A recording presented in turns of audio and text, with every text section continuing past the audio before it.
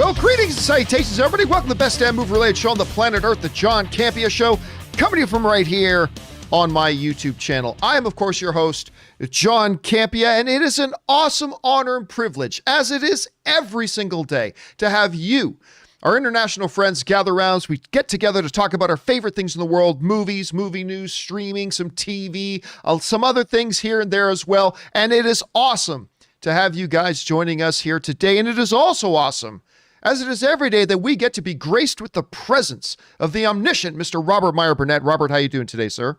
I'm omniscient now? Omniscient! That is fantastic. All-knowing! I'm going to use my power and buy the next AMC stock. Yeah, I tried to travel back in time, buy the AMC stock, and you'll be up and ready and good to go.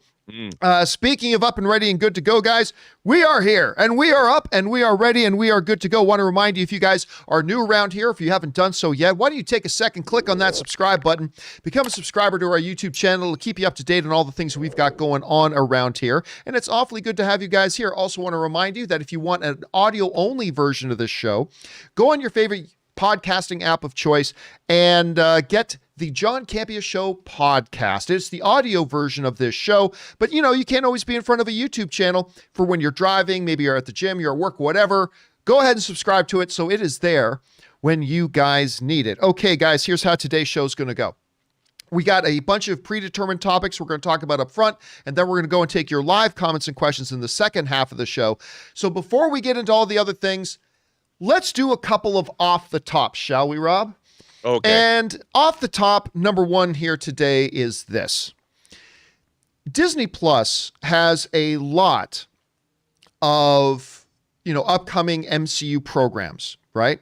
We've got a Hawkeye show coming. We've got a Miss Marvel show coming. We've got a Moon Knight show coming. We've got a She-Hulk show coming. We currently have, right now, WandaVision is going strong. Can't wait for the next episode of that. But on top of all that, the one I am looking forward to the most is the Falcon and Winter Soldier. That's the one I'm looking forward to most. Now, Rob, I don't know if you knew about this, but there is another show that Disney has coming. No. Based in the MCU, I can't remember the name of it, like Armor War or something like that. Basically, it's a War Machine show.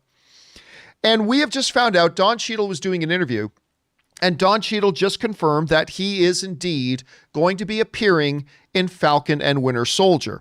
Now, the conversation is great. It goes on over there. The name of the show is Armor Wars. That's the one he's doing. But he does say that he absolutely does show up at some point within this show, within Falcon and Winter Soldier. It's probably not bad, too, because that'll help kind of build up and promote his own standalone show that he's got coming up as well. Now, Rob, we've come to expect in the MCU character crossovers. They happen quite frequently. We've come to expect it. This one, to me, makes absolute perfect sense. I mean, War Machine just seems like the type of character that would fit in well here, kind of checking in on Sam and Bucky and things like that a little bit. He's going to kind of, I think, maybe be a little bit of a stabilizing factor. I don't suspect he's going to play a very big role in it because Don Cheadle's words were, I definitely show up at some point. So it's probably not big and significant, but will probably be very meaningful regardless of how short it is. So this sounds like a good plan to me. Again, War Machine's not the most popular character in the MCU. You've got his own show coming up. Why not slide him into this show as well? It boosts the profile of Falcon and Winter Soldier, and it'll boost the profile of his upcoming show.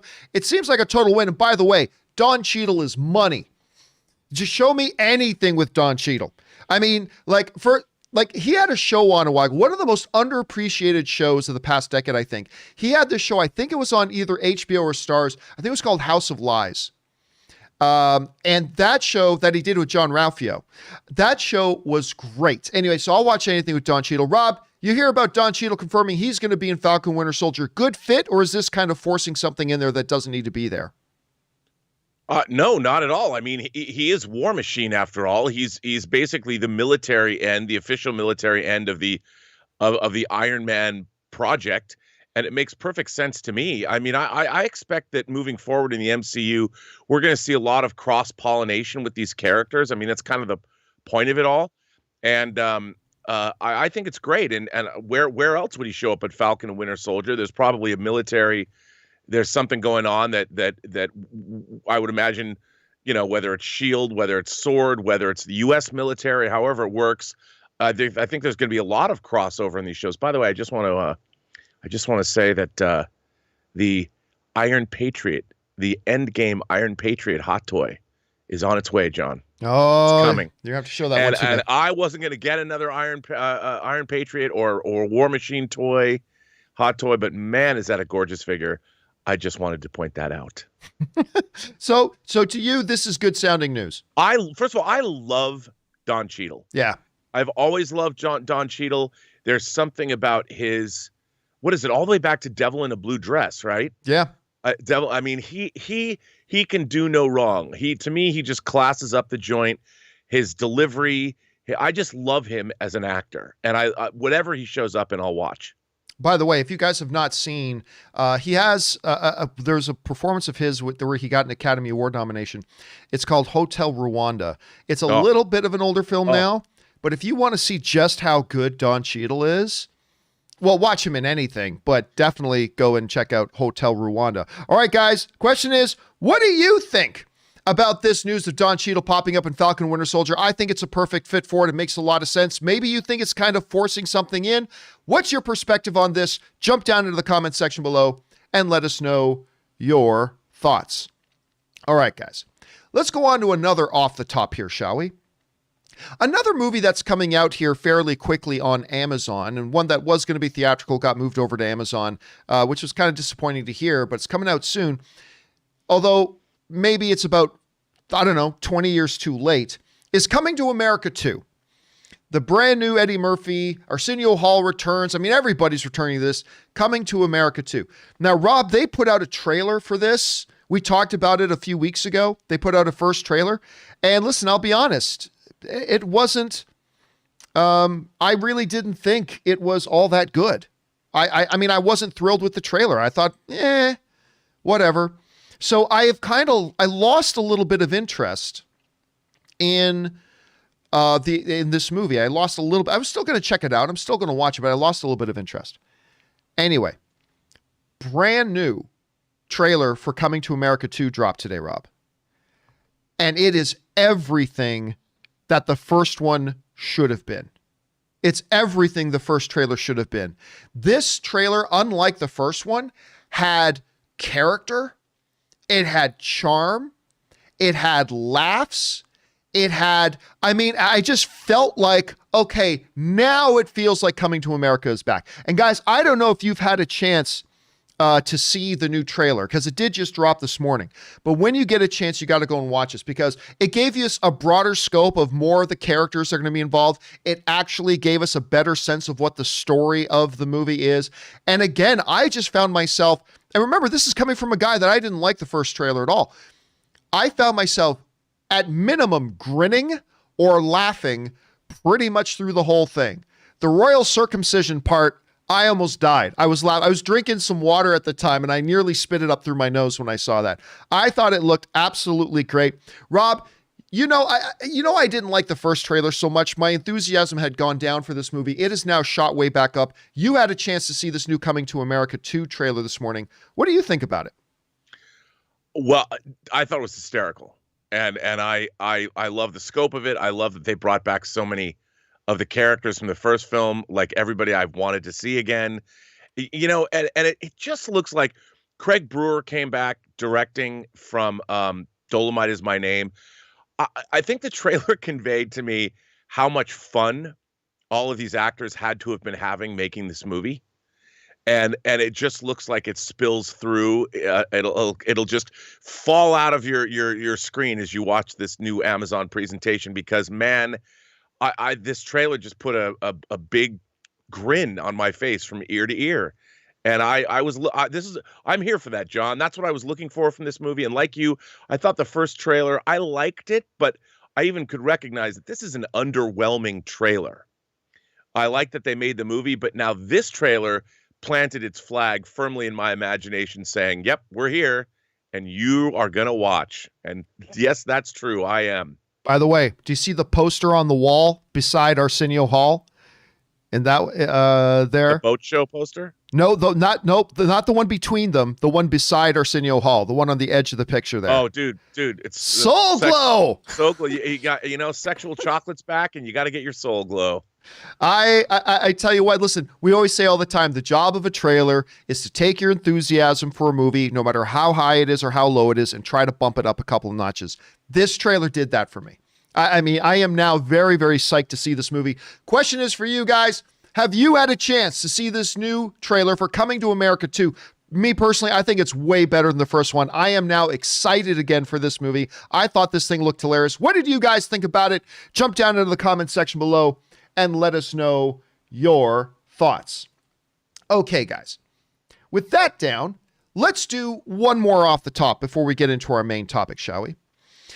This one is more interesting than anything else, but here we go. So, a lot of people have been very excited for the HBO, what was going to be a mini-series version of Zack Snyder's Justice League. Now it's going to be put out as a 4-hour movie, and there's a whole lot of drama apparently behind why, but we'll talk about that another day. That's been moved to 4 hours. So one of the things that people have been wondering about is, will it get an R rating? Well, apparently now it has been given indeed an R rating. The Justice League Zack Snyder cut that will be on HBO is technically rated R. There's a couple things that come to mind for me on this, Rob, and we talk about this when any kind of comic book property gets an R rating.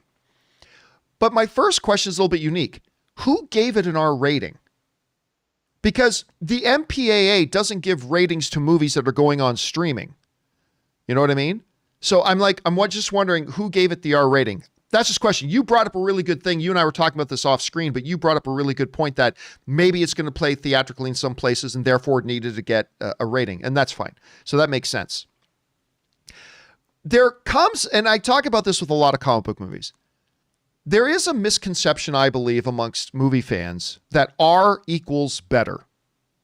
And that's just simply not true. R does not equal better. We could sit here and do a long laundry list of R-rated comic book properties too, Rob, that were R-rated and did not do well and were absolutely terrible and whatnot. But then recently, things like Deadpool and stuff like that, or Joker, the Joaquin Phoenix Joker, have done rated R and have done exceedingly well.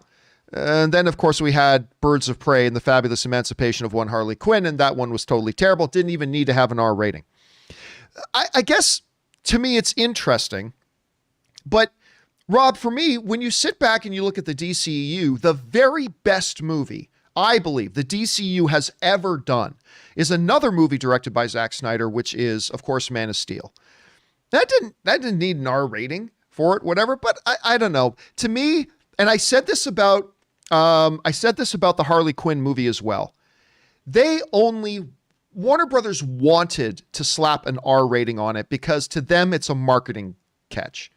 It's like, look, kiddies, our movie's rated R. Ooh, aren't we edgy? And then when you watch the Harley Quinn movie, it's like, yeah, this totally didn't have to be rated R. They could have easily made this a PG-13 if they had wanted to and not lost any of the meaning of the film, but they just wanted the R thing on there to make it edgy, to make it look edgy.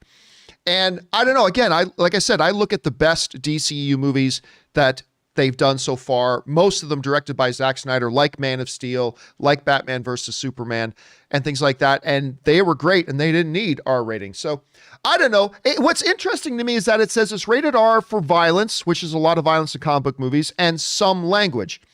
Other comic book movies have some language as well. So it's going to be interesting to see why this one needed to be given an R rating. I think it's probably just for the marketing, which is fine. A lot of movies do a lot of things just for marketing. But anyway, that's my take on it. Rob, you saw that this thing is now getting an R rating. What are your thoughts on this? Well, I mean, I wouldn't be surprised if it's going to get an IMAX release, some kind of a special IMAX release, and they did it just in case, you know, and I think maybe they have to because of what it is. I mean, even though it's a new film, it's not just a TV show because it was started as a feature film. So maybe it had to be for some contractual reasons. Also, maybe because the people in it, you know, if you were to classify this, the classification of something, I'll tell you a funny story. When I was working on Hills Run Red, which was a movie I produced for Warner Brothers, but it was a direct-to-video movie. It was classified by the Writers Guild as a telefilm. So it was a teleplay, and I said, when I had a real problem, I'm like, look, our screenwriter is a Writers Guild member, and he needs to get. They're like, nope, our classification for your movie, because it's a direct-to-video release, is it's a TV movie. And we're like, but it's not. It's going to be playing festivals and theaters, and it didn't matter.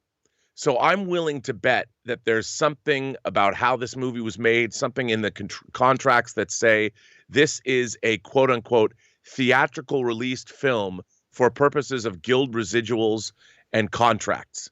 I would think that would be the beginning of it. And then, of course, then they can release it in theaters, or, just when they put it up on HBO Max, it'll say rated R. So people know, okay, parents, they probably wanted it because parents are like, I can't believe my children watched Zack Snyder's Justice League and it was horribly violent and people said bad words and rah, rah, rah. How can this happen with a superhero movie? I think that was the best voice I've ever heard you do, by the way. And just throwing that out there. No, you raise a great point. I mean, because that's a part of it that we overlook a lot, right? It's just like the minutia of technicalities with the contracts between performers, between guilds, between all that kind of stuff, and that might have a large part to play in it as well. So there's that. And listen, there's a lot of people excited for this. By the way, special thanks to Michael Bouchard for sending in a super chat badge in the live chat. Appreciate that, man. A lot of people excited about it. Question is, what do you guys think? Does the R rating do anything to increase or decrease your excitement for the film? Or are you like most of us, which is like kind of irrelevant? It's going to be on HBO Max. What do you guys think about it? Jump down to the comment section below and let us know your thoughts. Okay, guys. With all that down, let's now move into our main topics today. And how do we select our main topics here on the John Campea Show? Well, it's really rather simple. You see, you guys come up with them. When you come across a big topic, issue, or story that you think should be a main topic here on the show, just go anytime 24/7 over to www.thejohncampeashow.com/contact. Once you guys get there, you're going to see a form. Fill it out with your topic or question. It's totally free. Hit submit, and then maybe, just maybe, you might see your submission featured as a main topic here on the John Campea Show. With that down, let's get into main topic number 1. And our first main topic today gets submitted to us by Jack Dries, who writes, "It's that time yet again. Time to cave in for another talk regarding the Golden Globes." I hate the Golden Globes. It was just revealed that Amy Poehler and Tina Fey will host this year's edition of the ceremony. Although, instead of having them be in the same room, Fey will do her job in New York, and Poehler will be presenting from the Beverly Hilton in California, where the Globes are typically held. What are your thoughts? All right, thanks a lot for saying that in, Jack. And yeah, look, it's everybody knows around here, I have zero respect for the Golden Globes. I don't count them as real awards. The way the whole body is put together, the people who vote on it, it's nothing. It's absolutely nothing to me. Other people get excited about it. That's cool. I'm not trying to yuck on your yum, but for me, it's totally pointless. But they put on the best show. Rob, they put on the best show. I'm an Oscars guy. The Golden Globes put on a much better show than the Oscars do. They always do a great job with things. And one of the strongest things, Rob, about their show is that their hosts are usually really, really good. You know, Ricky Gervais has hosted it a number of times, a lot of people. But to me, personally, the gold standard of hosting at the Golden Globes is usually when, and I'm not even the biggest fan of the world of these two, but Tina Fey and Amy Poehler, and I like them both, but Tina Fey and Amy Poehler together are ridiculously funny. And whenever they've hosted the Golden Globes, I thought it was great. And so here come the Golden Globes, probably the best show when it comes to award season. And they're doing a very smart thing. They're moving forward with their awards, which I think all awards should be postponed till next year. But if you're going to do it smart. And they are obviously going to do a lot of this remotely with having the two main stars on different coasts. Now, this one comes to us from Variety, who writes, Among details still to be revealed, though, whether presenters and nominees will be invited to participate in person, by remote means, or via a mixture of both, which is what the Primetime Emmys did last September, by having two production bases on both coasts. That could actually allow for more opportunities to include talent working on the East Coast or in Europe who might not otherwise be able to travel to Los Angeles. It also presumably allows Faye to remain put in her home base of New York. Rob, if nothing else, it sounds to me like what they are going to do is at least be smart, unlike the Oscars, and they are not, it doesn't sound like they're planning on having any kind of a live audience, which, you remember my reaction to hearing the Oscars were saying, we're going to have a live audience. It was like, then you're tone deaf and you're completely stupid. But it sounds like they're going to be avoiding that. And listen, anything that gets Poehler and Faye hosting at the same time, that's great to me. The awards are completely meaningless, but the show is usually pretty entertaining. Rob, you heard about this move. What do you think about this? Is this innovative? Is this pushing it a little bit too much? Do you think it'll still work with them being on different coasts? What are your thoughts? You know what? If they produce a good show, I think it could be great. I look forward to what they're going to do, actually. They have to be innovative and interesting to make it work. So, and those two ladies are funny. Yeah, you've enjoyed their hosting together previously? Oh, I love them. I love them. Bring it on.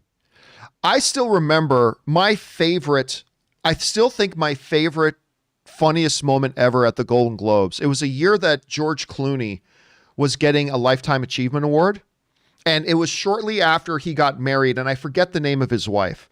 But she's like one of like the ultimate women on the earth. Like she's super beautiful, but she's like this major legal presence for fighting for rights of disenfranchised people around the world and all this kind of stuff and bringing human rights everywhere around the world. And I remember Tina Fey and Amy Poehler got up on their platform and they're like, they said the name of George Clooney's wife. Here tonight is, and I feel bad that I'm forgetting her name, but here tonight is the name of his wife. And she goes, she has 3 degrees in law from this, and this, a doctorate in this. She's the special, Amal. Thank you, Dan M. Amal is her name. She is the UN Special Envoy legal representation for this, and this. She has the Human Rights Charter of this, and this. And they list off this huge thing of all these things she does. And then they go, so tonight we're honoring her husband with a Lifetime Achievement Award, which I just the way they set it up was great. Anyway, I love this news. Question is, guys, what do you think about Tina Fey, Amy Poehler hosting on different coasts? Do you think that technicality is going to make it feel too awkward to really work as well as it has before? Do you think it should go off without a hitch? What do you guys think? Jump down into the comments section and leave us your thoughts. Okay, guys. With that down, let's move on to main topic number 2. And our second main topic today gets submitted to us by Amon M., who writes, hello, John and Robert, if he's there. He is here, as a matter of fact. Ever since CMBR was referenced in WandaVision Episode 4, I've seen many people and some websites claiming that this is proof that the Fantastic Four will make their first appearance in the MCU in this show. I wanted to know if you've seen the interview with the show creator debunking that theory and what you thought of it. Thank you for the daily entertainment. All right. Thanks a lot for sending that in, man. And yes, ever since CMBR was referenced by Darcy in WandaVision, it's a form of cosmic radiation, Rob. And we all know how the Fantastic Four got their powers. There was a lot of people, understandably, I mean, it's not a massive leap to hear that and go, oh, that could be a little line connecting to the Fantastic Four. And so there have been a lot of people theorizing that we are going to get our first glimpse of, or at least major references to, the Fantastic Four in this as a result of this CMBR thing that got referenced. However, it seems like that has been completely debunked by the show creator. This comes from us. Her name is Jacques Schaefer, who writes, first of all, she said, no, there's no Fantastic Four here. And then she goes on to say, I have to tell you that the CMBR, it was a coincidence. When I was putting my pitch together for WandaVision, I was trying to figure, what's the science behind a broadcast? How does that even work? When I was in college, I had a friend who his thesis was building this machine that was about measuring CMBR. So I've always been really fascinated by relic radiation and the idea also how television signals in the air work. I'm going to embarrass myself if I talk about it. I've never really understood how TV signals work. I did a little bit of research. We had this expert and she helped me. CMBR was my own original pitch, separate from anything else as my own fascination. The thing about how radio waves are out deep in the universe, they just went out there and they just keep going out there. All of that seems like really fertile ground for a show about two Avengers in a sitcom. So that comes to us from the WandaVision showrunner. Rob, I think, you and I never actually thought that we were going to see Fantastic Four or any references to. They just attached a director. I mean, they don't even know who's going to be playing these roles yet, at least not that they've made public.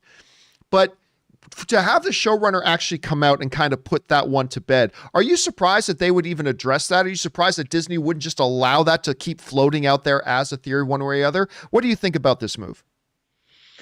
I think it's a good move. I think also it proves that she is a very, very, very smart person, first of all, very smart writer. And this seems very legit to me. Also, remember, cosmic radiation, it's not like the Marvel Cinematic Universe hasn't been dealing with universal issues a la Thanos and what happened. So for her to add this kind of thing in makes a lot of sense. I mean, maybe cosmic radiation ties into how the Infinity Stones work. I mean, it could mean anything, but I like the fact that she's thinking along these lines. I mean, there's a very holistic, the whole conception behind WandaVision feels to me very thought out. And that's why I've been enjoying it so much, because I know that the author's hand behind this, the showrunner, she really knows what she's doing, which means it tells me that we're really in for a treat as we move into episode 5, 6, 7, 8, 9. Now, this is not to say, of course, and we're going to talk about this a little bit more moving forward in the show here. We're not going to get into it now, but that's not to say there aren't going to be some big cameos, which is obviously going to be the main topic of the show today. But I really like the fact that they introduced this sort of thing. I like the fact that we have a showrunner because, again, Disney's operating habits here are just let the theories run wild. Let them run wild. And I got to say, I kind of dig them actually stepping in and saying, you know what, this one is not what's going to happen here. So I kind of like that. Question is, guys, what do you think about that? Were you one of those who kind of understandably thought there might have been a Fantastic Four connection there? Not that they couldn't use that CMBR later on. If, John Watts, the director of the new Fantastic Four movie, doesn't want to do this later on, they could do that. What are your thoughts? Jump down to the comments section and leave your thoughts there. Okay, guys. With that down, let's move on to main topic number 3, shall we?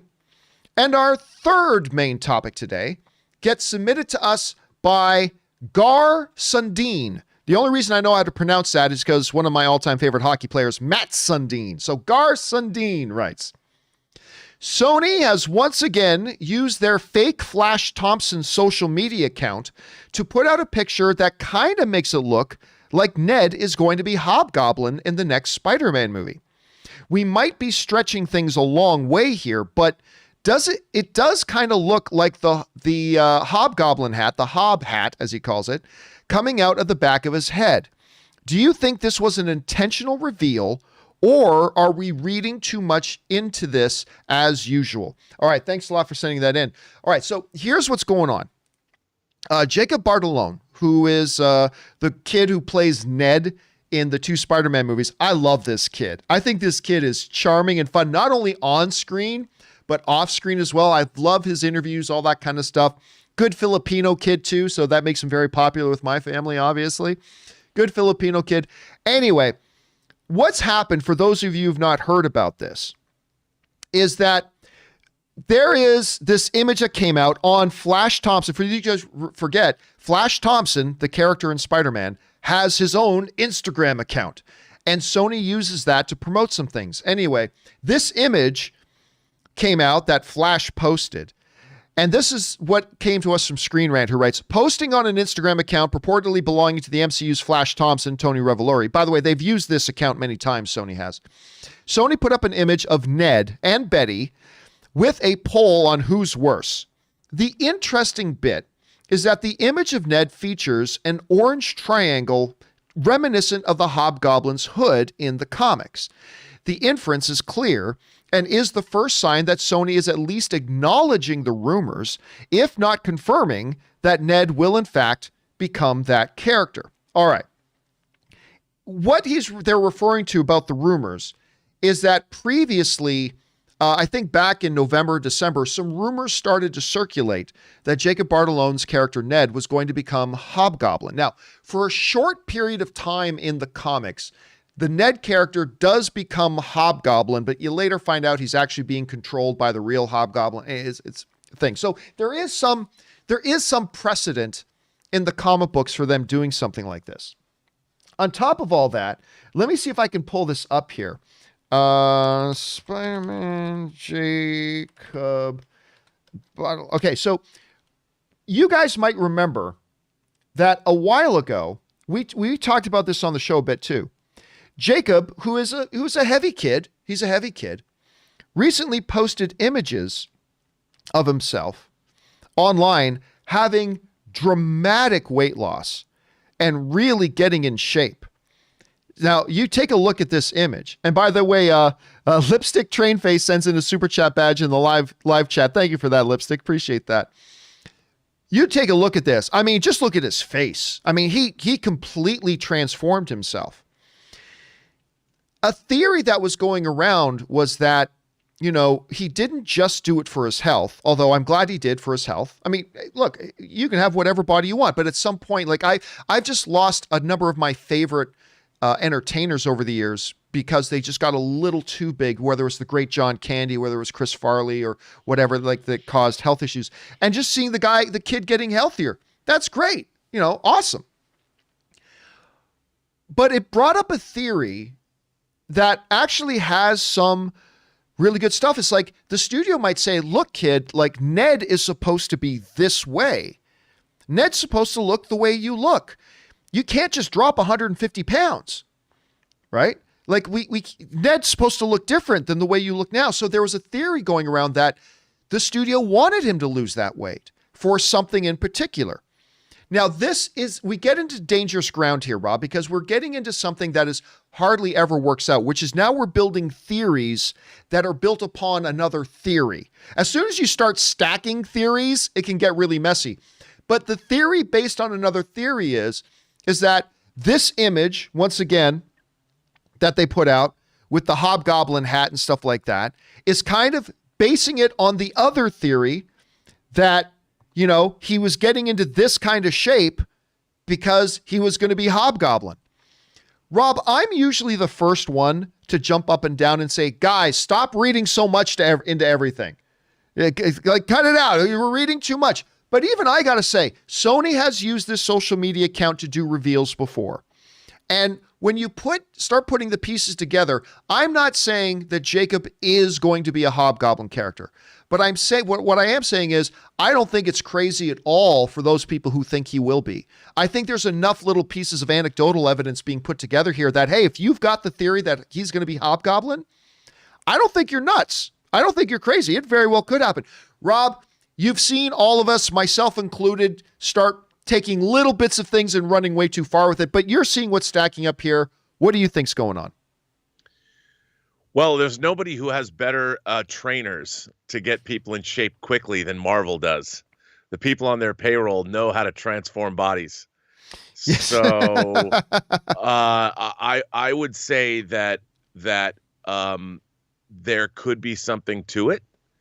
You know, and incorporating that into the plot, you know, maybe Ned wants, he had a girlfriend in Far From Home. Maybe he wants to become a stud muffin, and maybe something happens that drives him over the edge. I think that there could be definitely something there.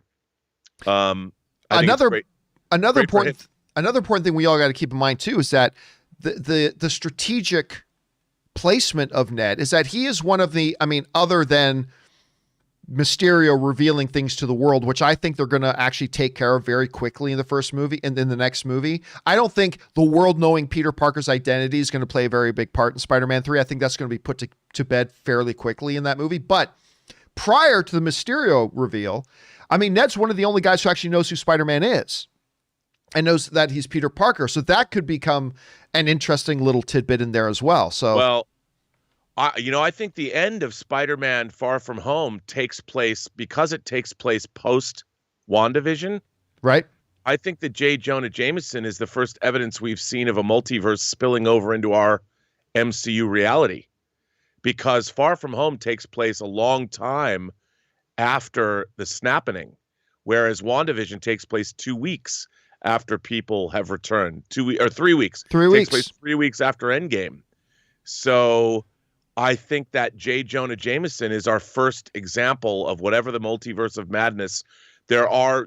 I think it's proof that whatever happens at the end of WandaVision is now affecting our reality. So who knows what's going to happen? I mean, when I say our reality, I mean the MCU. The MCU's reality, yes. MCU reality has already been affected, and and it's all part of Spider-Man's identity being revealed and J. Jonah Jameson appearing. All right, guys. Question is, what do you think about that little image of Jacob with the Hobgoblin hat, the weight loss? Are you putting this together and saying, yeah, he's going to be Hobgoblin? Are you like other people saying, yeah, that's still a bit of a stretch of that? Where are you on this right now? Jump down to the comments section below and let us know your thoughts. All right, guys. With that down, let's move into main topic number 4, shall we? And our fourth main topic today gets submitted to us by Marcus. And Marcus writes, "Hi, John. Hi, Marcus. Thanks for being here.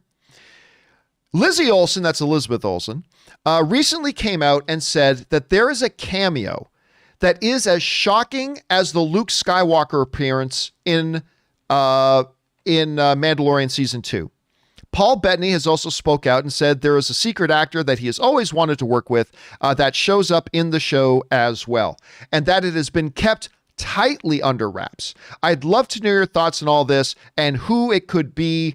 Thanks. All right. Thanks a lot for sending that in, man. And yeah, WandaVision has been heating up. I really enjoyed episodes 1 through 3, but it just took a big leap forward for me in episode 4, and it got a lot of people talking, and we're looking forward to seeing what's going to go on and what's going to be happening here. Now, what's going on is when you hear people saying Elizabeth Olsen says a Luke, she did and she didn't, okay? Context to this is very, very important. Let's actually take a look to see what Elizabeth Olsen actually said. So Elizabeth Olsen was being interviewed by TV Line, I believe, okay? And this is what happened. This is from TV Line. Olsen hints to TV Line another MCU veteran could be making a visit to Westview, one that fans have not already heard about. That's important. I think fans had not even heard about yet. So that's key. Back in December, fellow Disney Plus series Plus show The Mandalorian stunned viewers with Mark Hamill's appearance as Luke Skywalker, which had shockingly remained a secret until the season 2 finale aired. When asked if WandaVision has anything similar in store, namely a casting that she can't believe hasn't leaked yet, Olsen gave us a quick yes.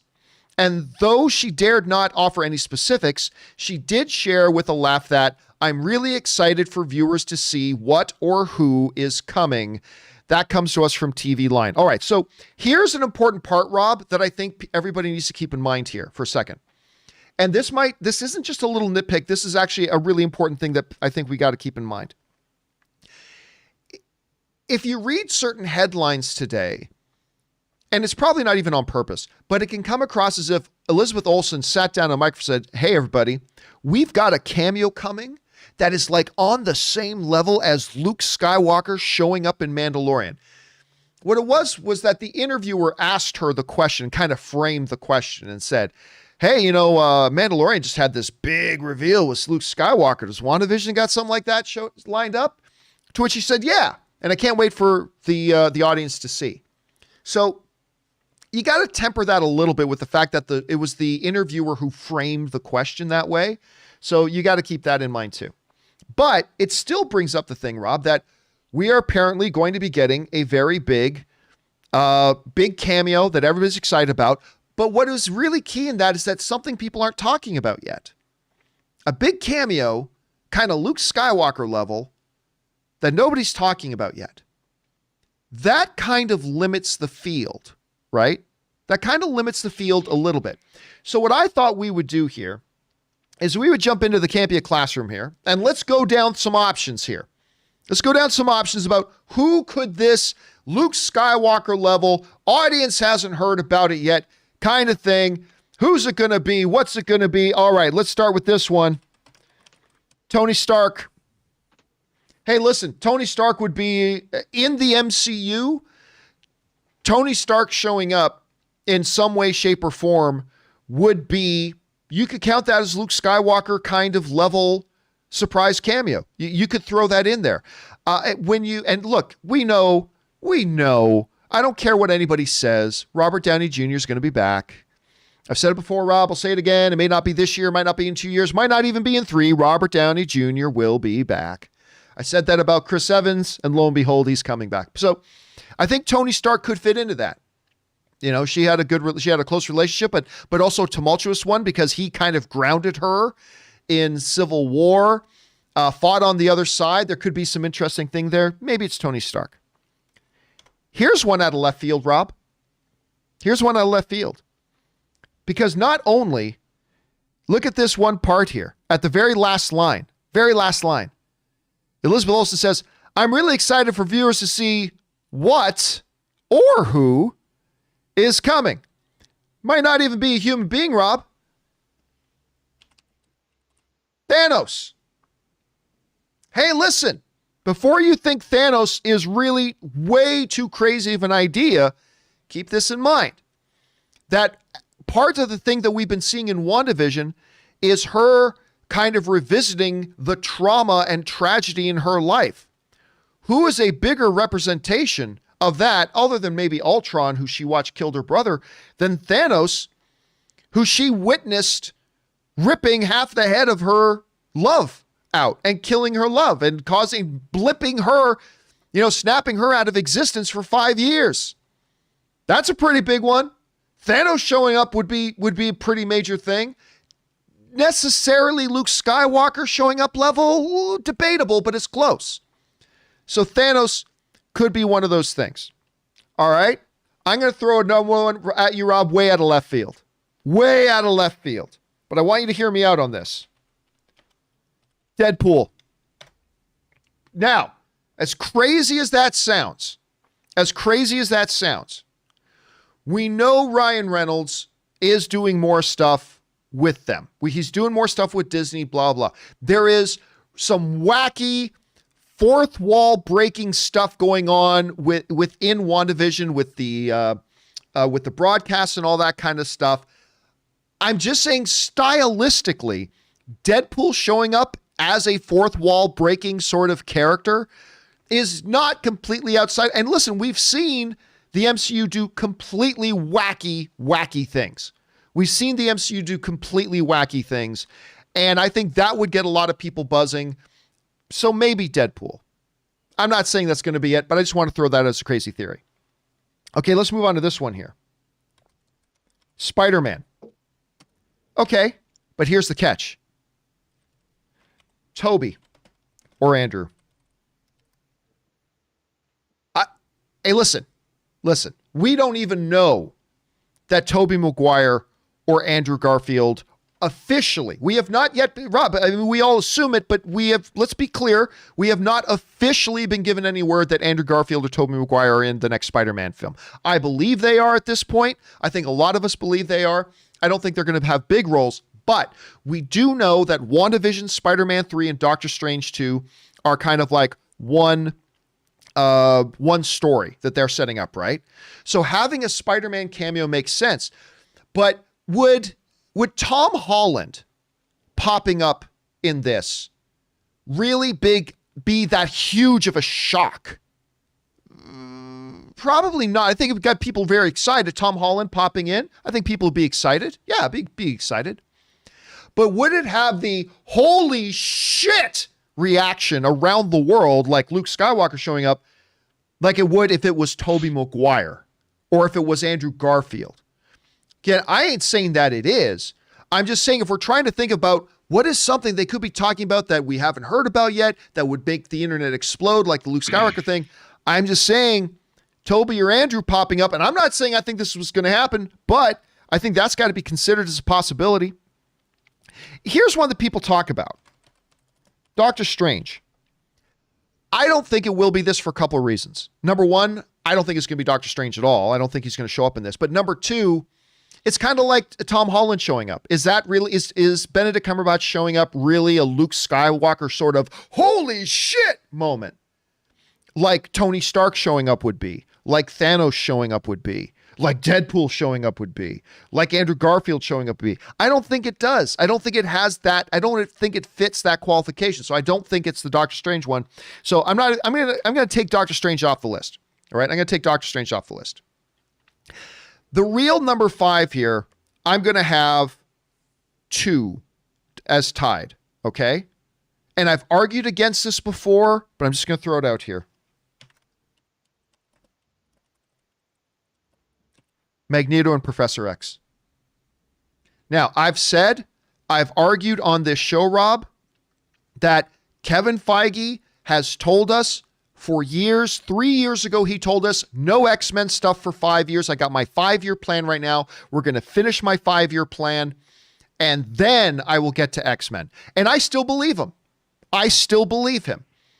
Rob, every time we've had a new MCU movie coming out for the last 3 years, everybody's going to be, everyone has been, this is the one where X-Men show up. This is the one where X-Men show up. End of Endgame, they're totally going to bring in X-Men. Everybody said every single movie and every single time Kevin Feige has proven true to his word. He said, nope, 5 years. That's still 2 years away.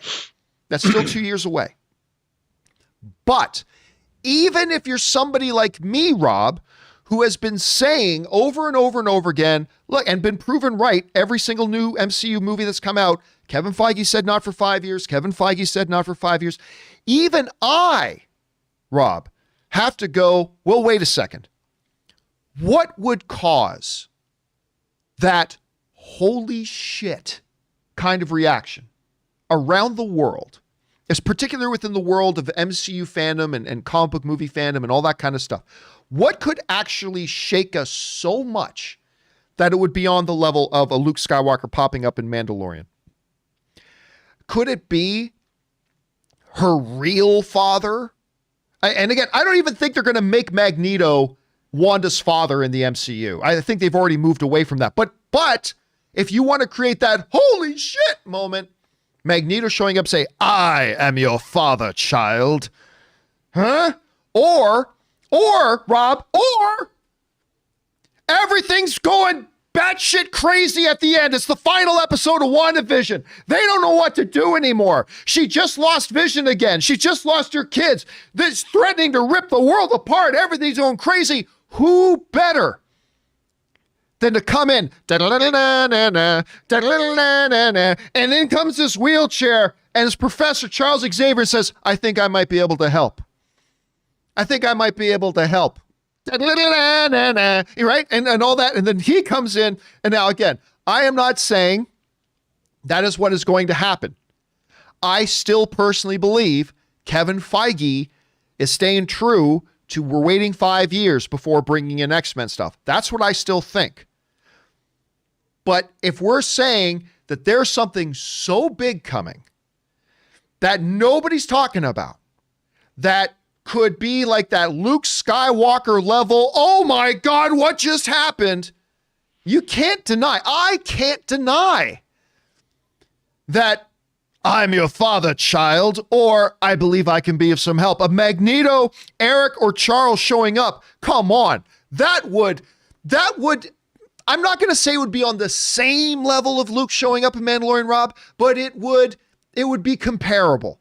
People would go nuts and lose their mind, and it would be massive. So, Rob, just revisiting again, the options, the 5 options I've got up here right now. I got Tony Stark, Thanos, Deadpool, Spider-Man, Toby or Andrew, and Magneto or Professor X. So, Rob, I've set it all up. I've gone through my 5. What do you think about those 5? Who would you add to that list? Who do you think, John, right now we can just take those off the list? Where are you at on all this? It's Magneto. You think so? 100%. Now you sound like my wife. 100%. No, it's 100%. And I'll tell you why, because he's not the only It's already been reported that there's another person from, without giving any spoilers away, there is another character from the Fox X franchise making an appearance in some way, at least the actor. It's absolutely Magneto. You're 100%. saying that with a lot of certainty. And you think that do you agree that would be on the level of like a Luke Skywalker showing up? Well, I mean, here's the thing. We already are seeing that we know that Wanda Maximoff and Pietro Maximoff are Magneto's children. Now they have retconned it. You know, it's gone back and forth. But the thing is, you're talking about reality being warped anyway. I mean, she's creating a sitcom from the 50s, the 60s, the 70s. Reality is already warped. And the idea if she's dealing with trauma, one of the things that's going on in her life that we haven't explored is the lack of her own family. The whole thing is familial. It's I want to live in a world. I want to have a husband. I want children. She's never had normalcy in her life ever. And I think whether it's a Wanda-induced fever dream or not, or it is truly a rip in reality, if she conjures up a father figure who happens to be Magneto or whatever, in her mind, why not have someone that's Ian McKellen-esque show up? And, you know, again, without ruining anything, in episode 6, we know somebody else is showing up as well. Somebody that would round out the fact that, hey, I want to see our father. Who is that? It's 100% Ian McKellen. Now, I have to say, I don't know, John. I have no idea who this person could be. But based on what this show is and what it's actually about, Professor X wouldn't matter because, you know, she wasn't really, I mean, she's a mutant, but she wasn't really an X-Man. But Wanda and Pietro were Magneto's kids in one reality, I think for 100%. But that doesn't mean, I mean, I'm not saying that I'm right. And if Professor X showed up, but to me, what makes the most sense in the context of what's happening and in the wider MCU in terms of the comic universe, in terms of the history of the character, it has to be Magneto, especially in light of who else shows up. Okay. So here's the problem. The elephant in the room, of course, is that Kevin Feige has said that there aren't going to be any X-Men and stuff like that until he's done his 5-year plan. But we already know that that's not true. Well, not necessarily. Not because the thing you're talking about, just because an actor is in there, that's not necessarily meaning anything. I mean, no, he could be playing a grown-up version of you know, different one of the twins. It's just that, yeah, exactly, because we know that Wiccan and Speed are going to be there, and we know that they grow very fast. So I mean, it's just saying, I just too many times, and I have been guilty of this too. Too many people see a little glimpse from a preview and they build an entire theory around something, and it often turns out to be something else. So I don't want to get too pumped into that. But again, it does mean, and I can't deny the potential of it. That's why I put it on my list. But it would mean that Kevin Feige is now breaking that 5-year thing. And it's going to be interesting. Remember, it doesn't have to be real. You That's know, it's true. an image. It's an image of if Wanda is in touch with other realities. And there is a multiverse of madness. Now, we've already seen J. Jonah Jameson appear in the Marvel Cinematic Universe. So we know that there is a rupture in the Marvel Cinematic Universe reality already. It's already happened. Whatever the fallout from WandaVision is, it's already been established as occurring in the MCU at the end of Far From Home, which is the last MCU thing we've seen, which makes sense why WandaVision becomes the next thing, because it's a shorthand to explain how did J. Jonah Jameson show up in Spider-Man Far From Home. So it makes sense to me that, judging by what this show's all about, that we will see the idea of family and the idea of stability, dealing with PTSD, all of this plays into that. And whether it really is real or a manifestation of another reality that she senses or pulls something in from, I think it would make sense. And then they can always say that, well, that was from another reality that wasn't real. Oh, but it was still, we know as a viewer that it was. Or do we even know? Let me throw in one more, Rob. Let me throw in one more. All right. Tell me what you think about this. This one borderlines on the preposterous, but apparently preposterous is not out of bounds. Let me throw this one more in here. Okay. That's not the one. Chris Evans as Johnny Storm. Not Chris Evans as Captain America. Chris Evans as Johnny Storm. Now, again, I don't think this is what they're going to do, but if we're looking for things that would fit within that definition of, it would create a boom, holy crap event likened unto Luke Skywalker showing up in Mandalorian, tell me this wouldn't get a lot of buzz. I mean, this would get a lot of people talking, would it not, if they were to do something that crazy? Well, I think you have to go back to look at what the show is. You know, it always comes back to me about, like, you could bring another superhero in and that would be cool. But the woman who wrote Jax, she's clearly quite intelligent, and she's writing a show about family. And I think, look, if she's already researching cosmic radiation, I'll bet she said, hey, what if, you know, if you go back and you look into like, I watched a video the other day when Elizabeth Olsen was doing a photo shoot for some fashion magazine back in 2016, I think. And she was going through the whole history of Scarlet Witch and taking these comics and throwing them out. She go, in this comic, this happened. And she went through the entire history of Scarlet Witch. And I thought that was pretty interesting. She knew, I mean, whether she was scripted or not, they still had her saying this, and she was clearly enjoying herself. So I don't think when you're doing a show about family that this conversation wouldn't arise. If there's different realities and they've already shown us, remember, it's been what, almost, was it a year and a half ago that Spider-Man Far From Home came out? It makes sense to me. I think it's, of all these cameos, it actually makes sense for the context of the show. All right, so I'm just going to run you guys through one more quick time. So here are the ones that I think are possibilities. And remember, we are limited here because there are a lot of different, very valid other cameos we could talk about that could be possibilities. But would those necessarily qualify as Luke Skywalker showing up on Mandalorian level things? And I think that eliminates a lot. So the ones I'm throwing out there right now are this. Tony Stark, which, by the way, I think Tony Stark is the most likely. I'm not saying it's going to, but I think it's the most likely. Thanos is a possibility. I really, as crazy as it sounds, I think Deadpool's a possibility. I think Toby or Andrew showing up as Spider, as a Peter Parker, a different universe's version of Peter Parker, would achieve that holy crap level stuff like Luke Skywalker in Mandalorian does. And even though I don't think it's going to happen, I can't deny that either Magneto or Professor X rolling up in there, no pun intended, either Magneto or Professor X rolling up in there would cause that, oh my God, holy crap moment, likened unto a Luke Skywalker showing up in Mandalorian moment. So these, are there any, Rob, let's move outside of the ones that we've already mentioned here. Just quick thought.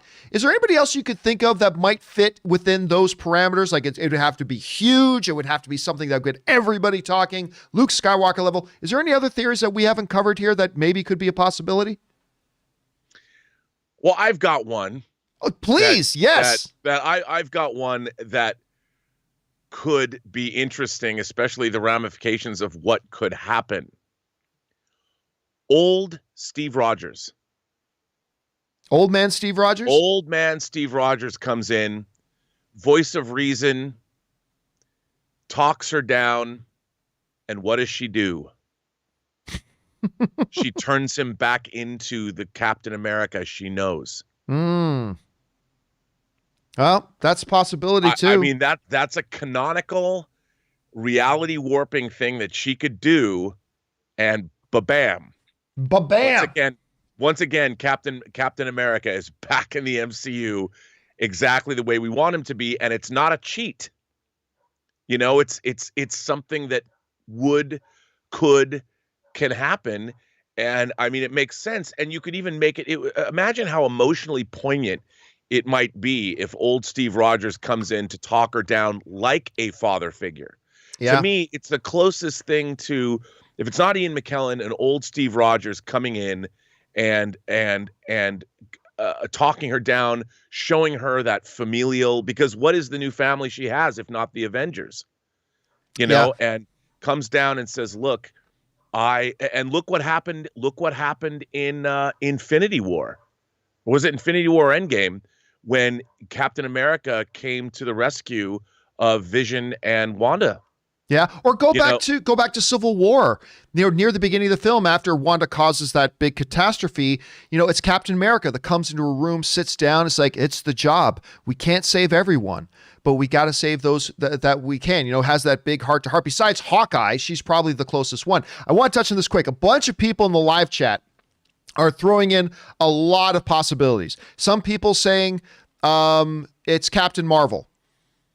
Captain Marvel very well could pop up, but is that a Luke Skywalker, somebody who's already currently in the MCU? Is that a Luke Skywalker level kind of thing? I don't think so. Some people saying Ultron. Hey, Vision could turn into Ultron, maybe, but is that a Luke Skywalker level kind of everybody's going to talk about it? I don't think Ultron does that. Some people saying Quicksilver. Is everybody going to be talking about Quicksilver? Is that a Luke Skywalker level thing? Doesn't mean he can't pop up, but I'm saying is that the thing Elizabeth Olsen's talking about? It doesn't seem to make a lot of sense. Kang the Conqueror. Most people don't even know who Kang the Conqueror is. So is Kang the Conqueror? That doesn't mean Kang can't show up, but is that the one that Elizabeth Olsen's talking about that could be a Luke Skywalker level kind of appearance? I don't think so. Some other people in the live chat, like John Walken, is saying Wolverine. I have very little expectation that's going to be Wolverine, but Wolverine would kind of fit that. I think Wolverine would be kind of a Luke Skywalker level of appearance, but I think a lot of the names that people are throwing out there are just names that wouldn't, they could show up in the show, but they wouldn't be a Luke Skywalker level reveal. I think it would have to be somebody who we do not expect to see in the MCU suddenly showing up. So that's why there's a lot of them there. Oh boy, the theories are flying in the live chat right now. The theories are absolutely flying. All right, guys, the question is for you. Who do you think Elizabeth Olsen is talking about? We had a number of theories. Some of the theories are completely far-fetched. Like absolutely, the Deadpool one I've got up there, yeah, it's far-fetched. Toby or Andrew, yeah, it's far-fetched. But these are things that would kind of fit within those parameters of what Elizabeth Olsen's talking about. Maybe Magneto, maybe Tony Stark. I still think out of all of them, that's maybe the most likely. I don't know. Who do you think it could be, guys? Jump down into somebody saying in the live chat, it's going to be Batman. That would get everybody talking. That would absolutely get everybody talking if Ben Affleck's Batman shows up in WandaVision. Jump on down, guys, and let us know your thoughts. Okay, guys, with all that down, let's now move into our live questions part of the show. How do you send in a live comment or question to be on the show? It's really rather simple. Simply go into the description of this video, and near the top, you'll see a tip link, or you can enter it in manually at streamelements.com/movieblogtv/tip. Make sure you guys remember to fill out your name there as well, because I'd like you to get a shout out. You'll be supporting the show, and you'll be giving us some great things to talk about if your comment or question is, of course, relevant and reasonable. All right, guys, let's get into it here. We're going to start things off with Cam K, who writes, I understand both yours and Rob's perspective about Mephisto. I think you may be underestimating Disney. Have you seen Hocus Pocus with witches that were Satan worshippers, even referred to him as master? Also in Soul, the baby Soul said hell like 3 times. Oh, well, yeah, they've said America's ass too. It's not a swearing part. Listen, I just think, Rob, my thing is, I believe that Mephisto being a demonic presence and all that kind of stuff may be a little bit outside of what Disney Plus wants to do. Not to mention Disney is very, very sensitive about what can play in China, which is the second biggest market in the world. And in China, you can't have anything that have demons or devils or things like that playing. But that's not the main thing. Like that's not the utter foundation of why I don't think it's Mephisto.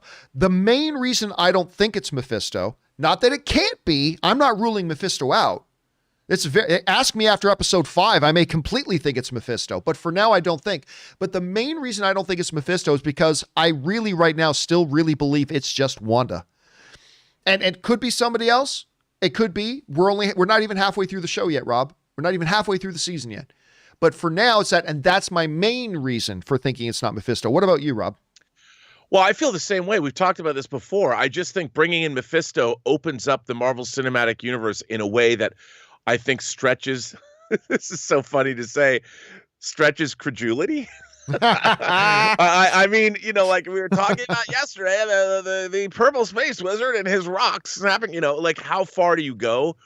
But there is a limit. And I think that as we know, they're going to inject the supernatural into the Marvel Cinematic Universe with Blade. But I just think bringing Mephisto, you're going too far.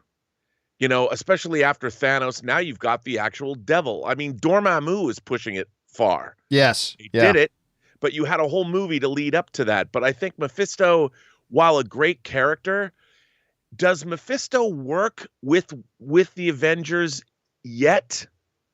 I think that, it's a tightrope, man.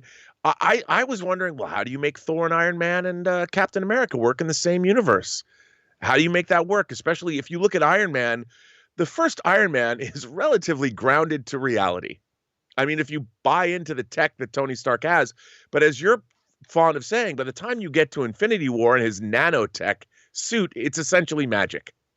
I mean, we still buy into it, but it's like, boy, Tony Stark's his tech has come a long way in a decade, and it almost that strains the boundaries of credulity. Yeah.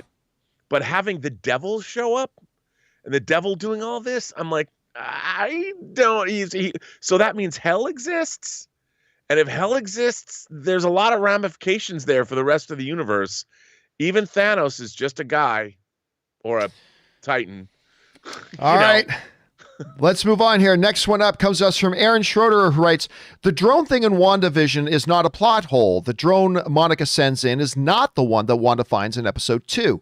When Darcy arrives, a sword base, you see that there are continually sending in multiple drones. Yeah, we talked about that on yesterday's show, as a matter of fact. That came up later. That was like, yeah, that does make sense. That I think a lot of us, including me, made the assumption that that first drone that Monica sent in was the one that Wanda finds in her bushes. But the reality, as Darcy talks to the people at the sword base, is like, well, no, they had continuously been sending in drones to gather data, and it could have been one of those other ones. So you're absolutely right, Aaron, and we did cover that, but you're spot on the money on that. All right, Toybox Killer writes, about the WandaVision question you had on the show about inconsistency, I think episode 4 takes place over the same time period as episodes 1 through 3. Or maybe I missed something. Love the show. Rob, that's one of the big questions about, the whole issue about how is time working here? That's one of the kind of mysteries here there are theories, I think good theories that I believe in, that there are actually more episodes of WandaVision than we have seen.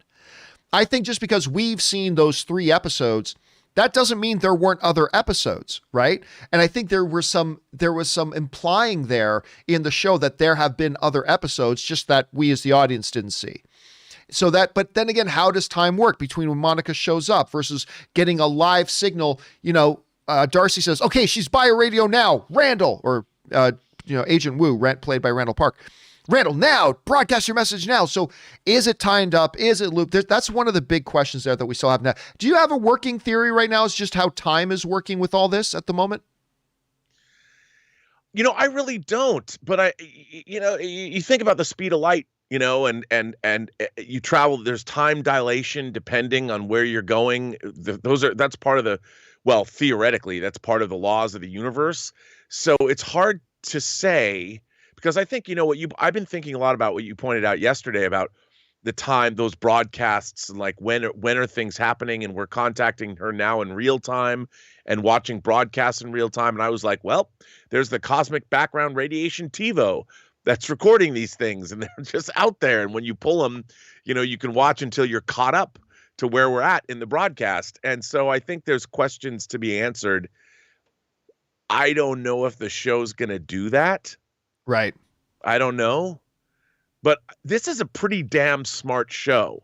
Yeah, it seems to me like there has been a lot of thought put into this, from the commercials to the references to the allusions.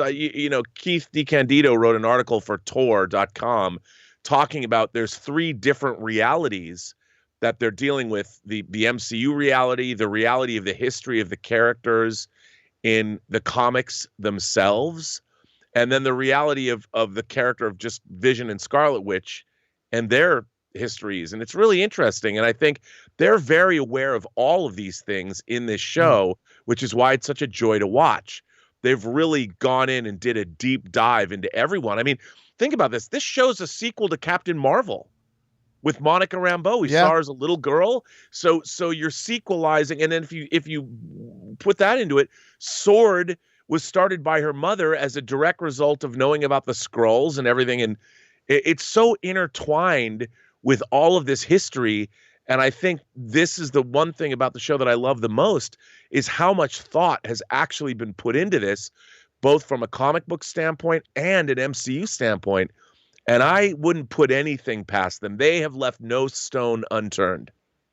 All right, let's move on here. Next up, we got Aaron Shorter writes, it's just a funny coincidence that Voodoo Child is also the intro music for Hollywood Hulk Hogan. A deliberate reference is being made as a way to signify this at least appears to be Wanda's heel turn.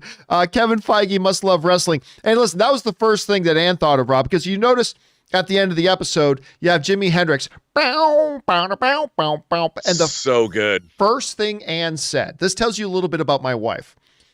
The first thing that Ann said is Hulk Hogan about to show up? Because for people who watch wrestling, you remember back in the WCW days, evil Hulk Hogan led the NWO. And his big intro music was that bow, bow, bow, bow, bow, and Hogan would come walking out, and instead of his traditional red and yellow, he had his black NWO stuff on. Some people think it was the greatest era of Hulk Hogan. And yeah, my wife was totally, Hogan's about to come out. Yeah, I don't think Kevin Feige was making a Hulk Hogan reference or signifying a heel turn, but I'll tell you what, Aaron, if Kevin Feige tells us that's exactly what it was, I'll love Kevin Feige even more. I'll love him even more at that point. All right, next up, Dr. Film writes, movie history. When TV came around, people proclaimed death of movie theaters, and then home video and DVDs came and people proclaimed the same thing. And now streaming is around, and again, people in theaters will adapt and everything will be okay. Notice that's a point I make an awful lot, Robin. We've talked about this, right?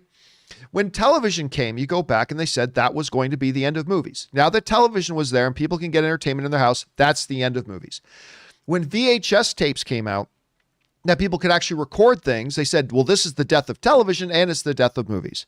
And it didn't. When DVDs came out and say, it's so easy to watch movies at home now, you get this whole on this tiny little disc instead of this big videotape cartridge. That's the death of movies. And sure enough, they still stuck around. Now, of course, those didn't represent the existential problems that a pandemic, that people can't even go to the movie theaters even if they want to. That's a different thing altogether. But you're right. I mean, Dr. Film raises a good point. There have been many challenges facing the movie industry over the years that everybody at the time proclaimed were going to be apocalyptic, and the movie theaters endured. And now, this is unique, and every one of those situations were unique. But yes, in some way, shape, or form, in some manifestation, the movie theater industry will survive this. How much it'll be intact, how different will it look? I think these are all going to be very, very good questions. But you're right, history kind of points to that. Rob, what are your thoughts on that? I tend to agree. I mean, look, people like going to the movies. If people didn't like it, they wouldn't go.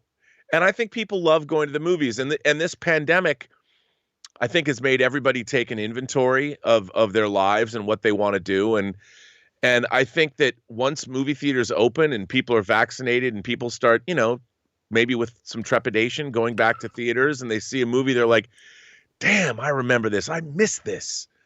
I'm just hoping when people go back to the movies, we're lucky we live in LA because you can go to ArcLight and people frown on people taking out their phones and all that. So we have a little bit more etiquette and decorum when we go to the movies here.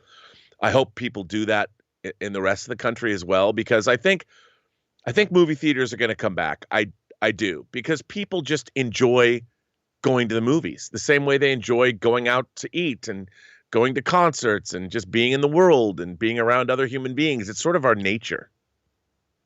All right, next up, we've got Dennis Williams, who writes, the tragic passing of Chadwick Boseman had put Disney in a bad place, and I think the Wakanda series is there to answer it. It can be a way of showing a new person grow into the role of Black Panther before the next movie comes out. What do you think? I don't think the series is... Of course, we talked yesterday about that Chadwick Boseman has signed a 5-year deal with Disney Plus to produce content, and the first thing they're going to do is a Kingdom of Wakanda series. This will not come out, though, before Black Panther 2. To the best of my understanding, this is going to be something that comes out later. I don't think it comes before Black Panther 2. They're already well into working on Black Panther 2 with their new direction without Chadwick. But yeah, you're absolutely right, Dennis. I mean, them losing Chadwick Boseman, aside from the human tragedy of that, from their artistic point of view, it was also, it's a really problematic for them from an artistic point of view as well. Like, you know, you set up this character T'Challa. I still think they should have recasted the role. I think that would have been the respectful and best thing to do. I think they should have recasted the role, but they're not.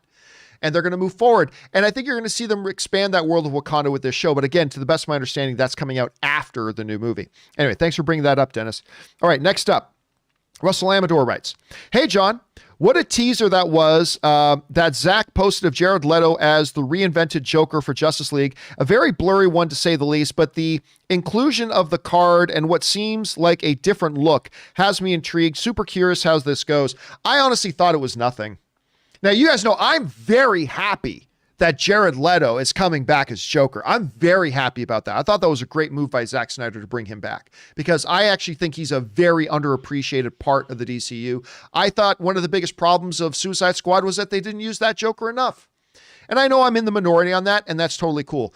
But honestly, a super blurry picture, to me, it was nothing to talk about. It's nothing to get excited about. But it doesn't matter, because I'm just excited. I am personally excited that Jared Leto is coming back as Joker. I think it's a great move, but that picture was nothing to get excited about, from my point of view at any rate. All right, next up, Prodigal's son writes, Dear Gio, I used a digital signal through the internet to watch your live show on YouTube. The show started 17 minutes before I logged in. I was able to see both the prior 17 minutes and the live stream and toggle between them with the same signal. So I think it's probably a reference to the WandaVision thing. Yes, but YouTube has that function to do that. The old TVs, you know, ones that aren't flat, according to Darcy, they don't have that capability. So again, I think it's probably closer to something like what Rob was saying a little bit earlier. But yeah, YouTube and an old tube television, not the same thing, wouldn't necessarily work the same way. But I like what Rob's theory on that is. All right, next up, John T. writes, do you think Baron Mordo will make his return in the end of WandaVision to recruit an unstable Wanda from Sword custody? Meaning we get a Wanda/Mordo versus Strange/Wong. That would be an epic battle. Magic powers. Thanks, John. Love the show.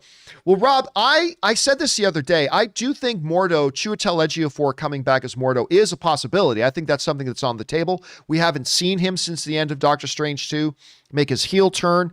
I love this character and I love this actor playing it. I don't think we're going to see Wanda and Mordo team up thing, but Mordo showing up is a possibility. I wouldn't predict it, but it's a possibility. What do you think about that? I think it is absolutely a possibility. I mean, with this, you know, I feel like we're in good hands here, and people, I think the MCU is designed to, if nothing else, please fans.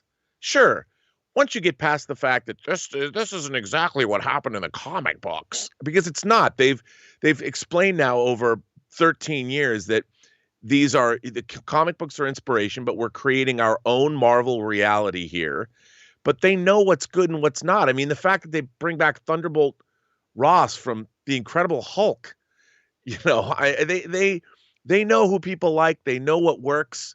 They know what actors they enjoy working with. So, man, I'm excited. I'm always excited moving forward with the MCU. I love the MCU. I think what they've done for I mean, there's some people, oh, it's bland or whatever. I'm like, well, you know, I don't think it's bland. I think it's actually exactly what it's supposed to be, and I really enjoy it. I think it's a great translation of the worlds, and I think they've done a great job with casting, and it's just a lot of fun. It's exactly what it's supposed to be, I think. Indeed. And so when people show up, it's because they're supposed to. All right, next up, we've got Mike's Thoughts About Stuff writes, "Hey, John, Tuesday was the first time I ever sent in a message on your show, even though I've been watching you for years." Well, thanks so much for that, Mike. I appreciate that. Now I'm hooked. I listen to your videos every day at work, and it gets me through the day. Thank you so much for what you do, Mike. Well, Mike, thank you so much for being here and being a part of our community, and thank you for supporting the channel at the same time. And it's good to have you here, and it's always cool when somebody just wants to write in to say something nice and kind. So thank you for that, man. I really appreciate that, and it's good to have you here. All right, next up, Benjamin Mason writes, "Hey, John, since watching WandaVision, I've been watching old interviews from the cast and producers, some before they even filmed the show. A lot of them say that it will take the audience to characters that we're familiar with, which makes me think they are talking X-Men." Again, the big thing, of course, is the fact that Kevin Feige has said, and he has stayed true it so far, no X-Men for 5 years. And every single time a new Marvel film has come out, everybody's had their X-Men theories. And every single time, Kevin Feige's proved that he was staying true to his word. No X-Men, no X-Men, no X-Men. I would still say it's 100% that it's not going to be any kind of X-Men. Except for the fact that Elizabeth Olsen just kind of compared or allowed the comparison to a Luke Skywalker level shocking moment cameo. And something like a Magneto or a Professor X would qualify for that. I don't think Quicksilver qualifies for that. That's not an earth-shaking kind of thing. But a Magneto, a Professor X, again, I don't think those things are happening. But you have, even if you're me, you have to acknowledge that would fit the criteria. So we'll see, Benjamin. We will see. All right. MD writes, one of two. John, do you seriously think they would tell public about discovering a method of time travel that the stones were sent back? I'm not convinced. That's definitely a security risk and a thing the general public should not know. Also, in the memoriam part of Far From Home, they feature Cap, which means they think he's dead too, like Vision, who is also in that part. Okay, so what MD is referring to is, there was a theory saying maybe the reason they don't call it the snap in the MCU is because they didn't reveal to the public what happened, that Thanos snapped his finger and thing. I don't believe that they wouldn't have revealed that to the public. Like, when you have half of the world just disappeared, people lost mothers and fathers and spouses, boyfriends, girlfriends, best friends, children, whatever. That is something the world has the right to know. That is something the world needs to know. It's not like it's some theoretical thing. It actually deeply impacted everybody, and they had the right to know. And the basic things about the snap and things like that. So yeah, I really do think they would have revealed that. And the stones, having been destroyed, were no longer a security risk. So I really do think they would do that and all that kind of stuff. And yeah, I do think the memoriam in Far From Home, that Vision is dead. I mean, that's different because Captain America, for everybody's all intents and purposes, was dead for the rest of them. But I don't think you compare those two things, MD. All right. The Wakandan Forever writes, John, did I hear that right? Could it be true? Be careful what you wish for, because now you have it. Wakanda is getting our very own series. You will never get rid of me now. The Wakanda Forever is on a whole nother level now. Wakanda Forever. Hey, listen. And one of the reasons, Rob, I'm excited about this Wakandan show is because it is literally, I mean, this is one of the cool things about Wakanda in the first place. It's a place in our world, but it's a totally different world. The culture, the technology, it's really a different place altogether within our world. And I think that opens up the MCU for a lot of interesting storytelling. What do you think about that? I completely agree. I mean, it's Wakanda is the most advanced nation on Earth in the MCU. And I think now that they've established within the universe that they're opening their borders up, they're announcing themselves to the world. They've got embassies now, and even in Oakland. It's fascinating to see, like, what are the ramifications of that? And they can deal with so many different social issues and issues of like what happens when a country like Wakanda has to deal with racism in the rest of the world. True, and they're like, you realize we can clean your clocks if we need to, so why don't you close your mouths? I mean, what are they going to do? There's so many different stories they can tell. I think it's going to be absolutely fascinating to see. I can't wait. All right, let's move on here. Next up, we've got also another one from Wakanda Forever writes, after Wakanda, everything else seems so secondary, but I said I was going to write in about sports today, so here we go. Dennis Rodman, my all-time favorite, the rainbow hair, tattoos, piercings, and even the wedding dress. John, do you have tattoos? I do not have tattoos. I will never have a tattoo. But the reason I don't have tattoos is not because I have a fundamental problem with tattoos. Not at all. I think there are people who rock tattoos and rock them well. I don't believe I am cool enough to be able to rock a tattoo. Not to mention, I knew somebody once who got a big giant tattoo of something across their back when they were like 18, maybe even 17. And at the time, they thought the thing they had put on their back was the coolest thing in the world. Fast forward 5 years later, they no longer thought that thing they tattooed on them was cool. And they actually regretted having it. And I'm like, I'm just always afraid of that, right? I'm always kind of nervous of that. So no, I do not have any tattoos, but not because I have an issue with tattoos. I think people can really rock the hell out of a lot of tattoos, but I'm just not cool enough to be able to rock tattoos. I'm big enough to admit that. I am not cool enough to rock tattoos. It's just that simple. All right, next up. Hitchcock is the GOAT writes, if HBO lost that astronomical percentage of subscribers after Game of Thrones stopped, shouldn't pursuing additional Game of Thrones content be a priority for them? I heard about a prequel series about a House of Targaryen. Also, a Harry Potter series sounds nice, but returning to the world that paid them the huge dividend seems to be the way to go to me. And another Game of Thrones series would better compete with Amazon's future Lord of the Rings and Harry Potter. Well, no, you're absolutely right, Hitchcock, and that's why they are, as a matter of fact, developing 2 Game of Thrones spin-off series. And I don't even think that's going to be the end of it. I think, Rob, I don't think we're going to hear about the development of any more Game of Thrones series until the first one comes out. But if the first one comes out and gets received well, you're going to hear about 4 more. You are literally going to see the Game of Thrones shared cinematic universe on HBO. I am telling you that right now. If the next one starts to come out, and even if the first episode gets big reviews and people like it, they're going to go into development on like 4 or 5 other ones. I don't know, Rob. What do you think? Oh, I think you're 100% right. Why not? But again, they have to make them good. Yeah. They have to make them good. And that's the tough part. And again, it's still, it is still crazy to me when you look at those numbers about the moment there wasn't new Game of Thrones to watch. How, I've never seen one show have that much of an impact. Like you and I both knew there was going to be an impact to HBO once they lost their number one show, once there was no more Game of Thrones to watch. But the moment that thing went off there, the decline they had is astronomical. Like I never would have guessed those types of big numbers. Anyway. All right. We only got Rob here for a few more minutes, so let's try to get in a few more questions here. Probability writes, I think if Wanda is in an endless loop, it still works within the continuity. Time can work differently. She could have gone through same episodes over and over before Monica, but now due to Sword, it's altering the program's spell and trying to fit the new characters. I don't see that, Rob. I don't see that. I don't think this is a Groundhog Day loop that Wanda was in, because if it was, you couldn't have Darcy and Wu catch her at the right moment, sending in the broadcast. You wouldn't have us going through these different eras of time. I think this is linear time, a version of linear time. I don't see this being a Groundhog Day loop. Do you?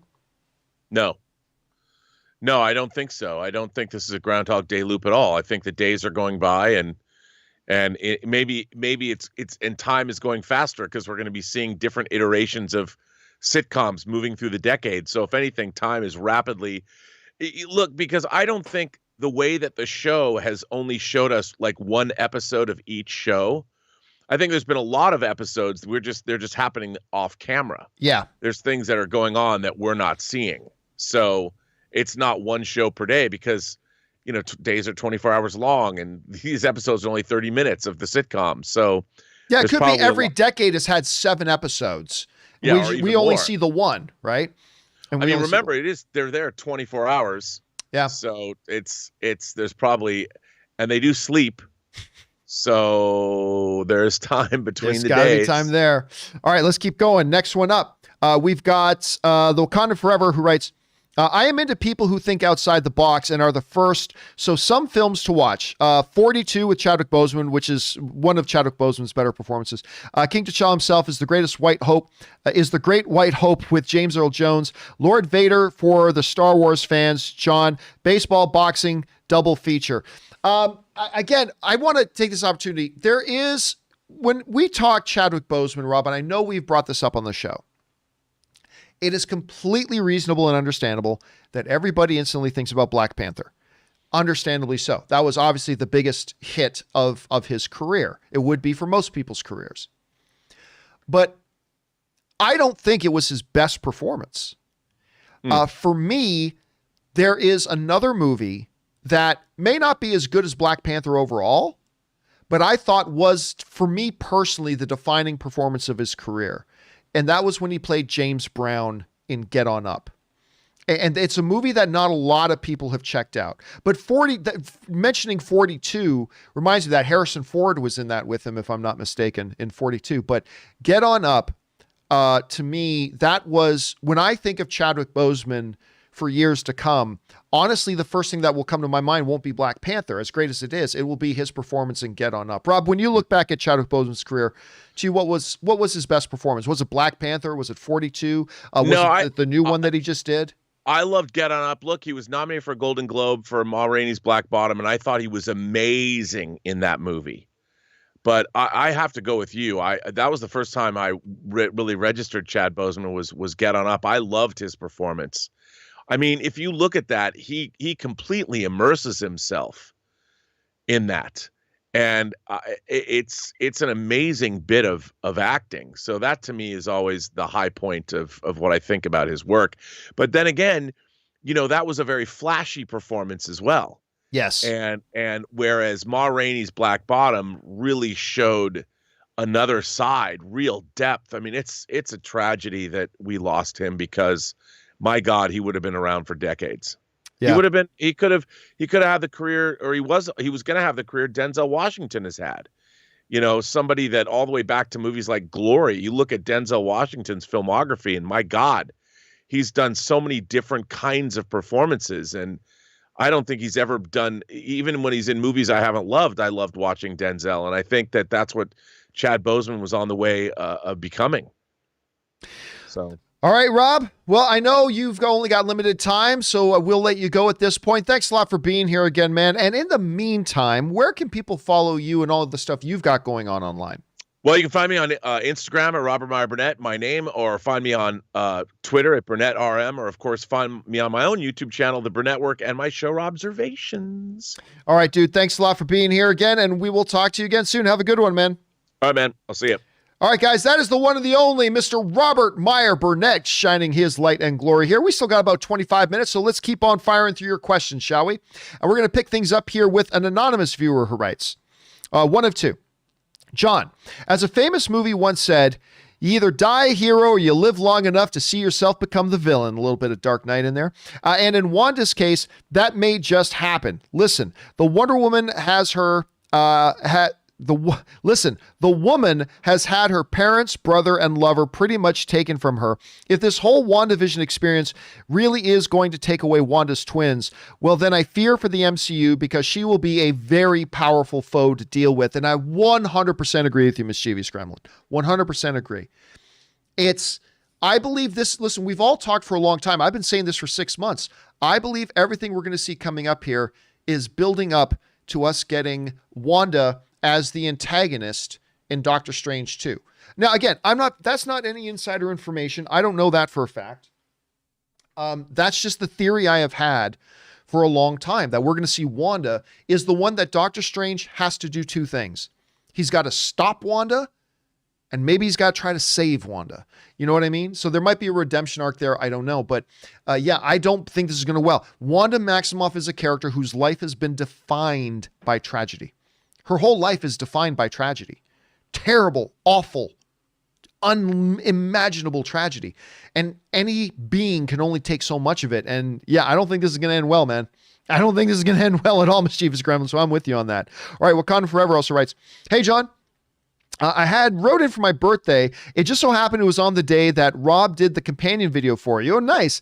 It was really nice since he sang happy birthday and gave me the Wakandan Forever sign. All right, John, crack out the guitar. It's your turn. No, I don't think, although my guitar is over yonder, I do have to break out my guitar here again pretty soon. I got to get my little music studio part in here because, you know, it's one of my little hobbies is my music. I'll have to crack that out here soon, but not right now. Wasn't it great that Rob did the companion video the other day? I thought it was, I love it when he's got time to do stuff like that. All right. Thanks for sending that in, Wakandan. Next up, Yoda the Buddha writes, hey, John and Rob, with Star Wars doing their big rollout of the High Republic and the Acolyte series, do you think that we could be getting a young Palpatine show in the near future and finally get Plagueis on the big screen? I mean, anything's possible. I'm not interested. I'll be honest with you, straight up. I'm not interested. I have so little interest in a young anybody series. I'm over it. I'm like, can we move on to things that we don't already know? Now that's just me. Now listen, I'm not going to be facetious. If it's a Star Wars show, I will check it out. If they do a young Palpatine show, I will probably check it out.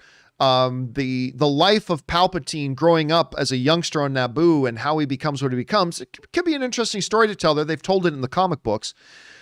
But again, I'm not interested in a young Jabba. I'm not interested in a young Yoda. I'm not interested in young Palpatine. I just want new characters and new stories.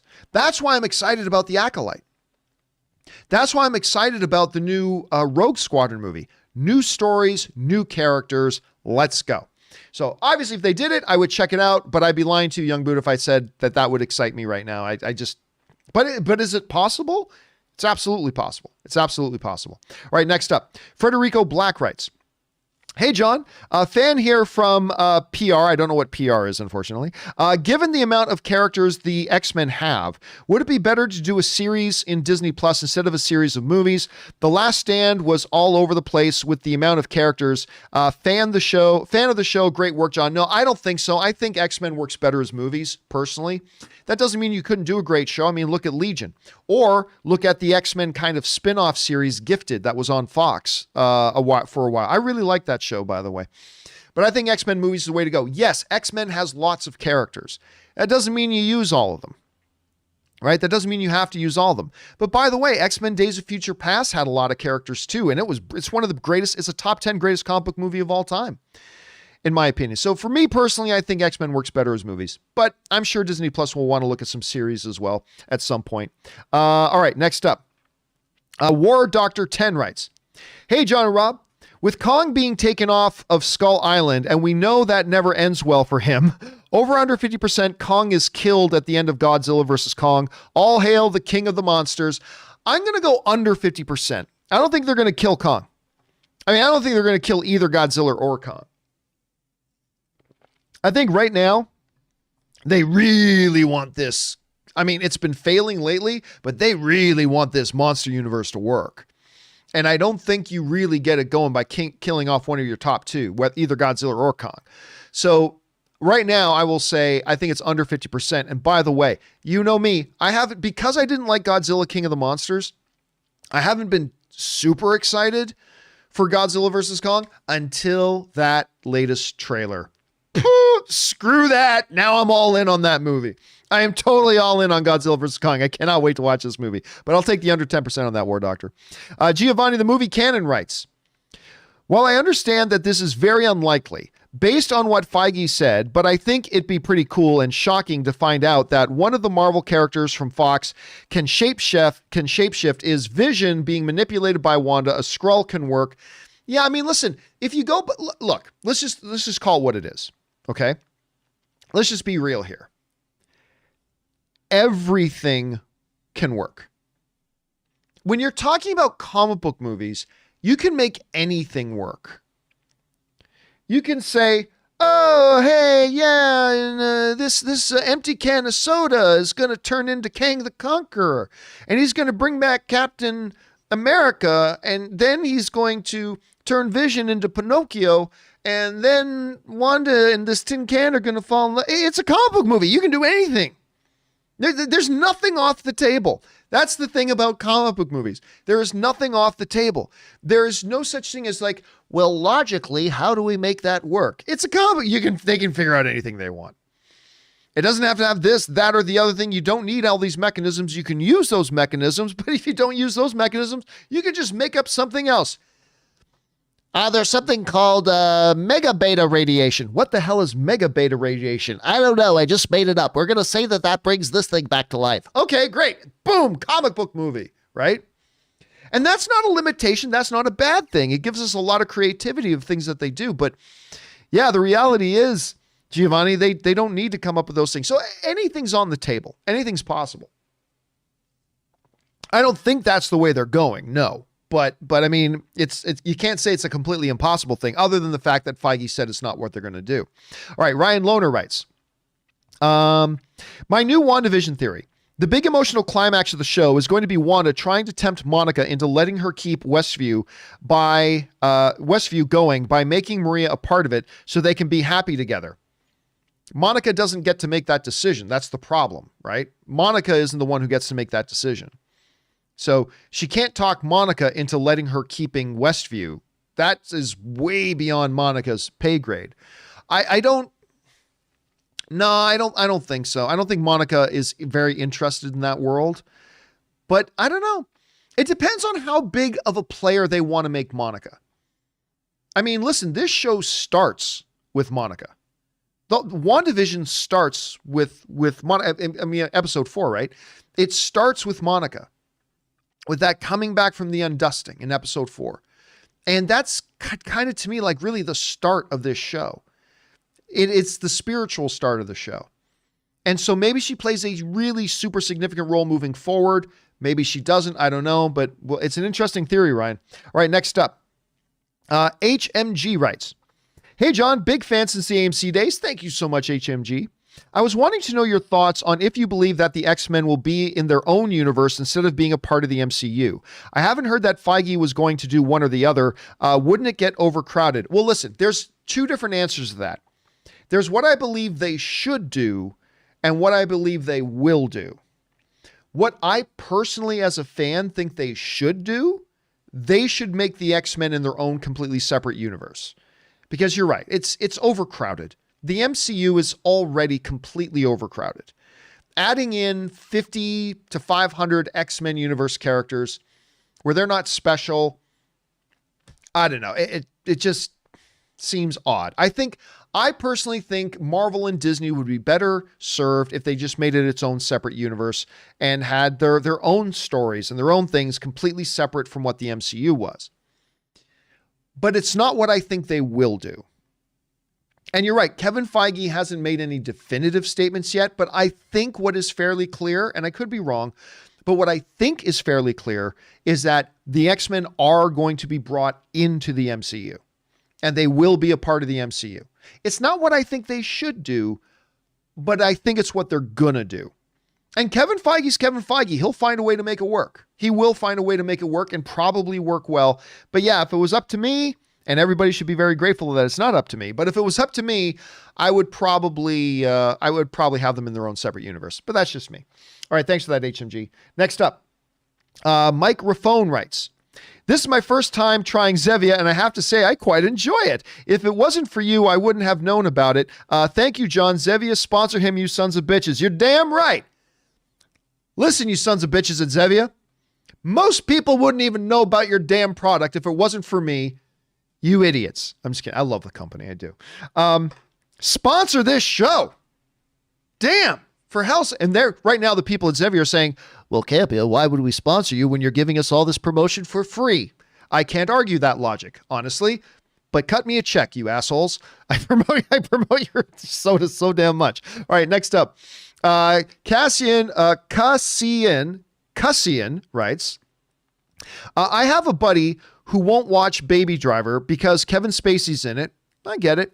I think it's unfair to judge a movie because of the actions of one actor. How do you feel about these movies being forgotten because of the actions of one when a film has many involved? Listen, when you're asking a question like that, there's the theoretical about how should we handle it versus the more practical, how do we actually handle it? Because I'll be honest with you, there's this weird thing in my head that I can't explain. I don't have much of an issue going back and watching a movie that has Kevin Spacey in it that I've already seen. Because I've already seen it, I think. I'm not saying this is how it should work. I'm just saying this is the way it's working in my head, and I don't know why. I've seen, let's take a movie like, I don't know, Usual Suspects, which happens to be one of my top 10 favorite movies of all time. I saw that before there was any Kevin Spacey controversy. So in my head, it's already its own thing. And so whether, it's American Beauty or whether it's Usual Suspects or whether it's, Seven or whether it's whatever, I really don't have much of a problem going back and watching things Kevin Spacey's been in when it's something I've already seen. But I do remember that somebody else was kind of suggested to me that I check out another movie that was going to have Kevin Spacey in it, or that had Kevin Spacey in it that I hadn't seen, and I felt weird about watching it, and I haven't watched it. Why is that? I don't know. The bottom line is this: I think everybody will react differently, and I don't think there's a right or wrong answer. I mean, listen, if Kevin Spacey was accused of doing some pretty terrible things to people, and if that makes you uncomfortable watching movies with them, I can't blame you for that.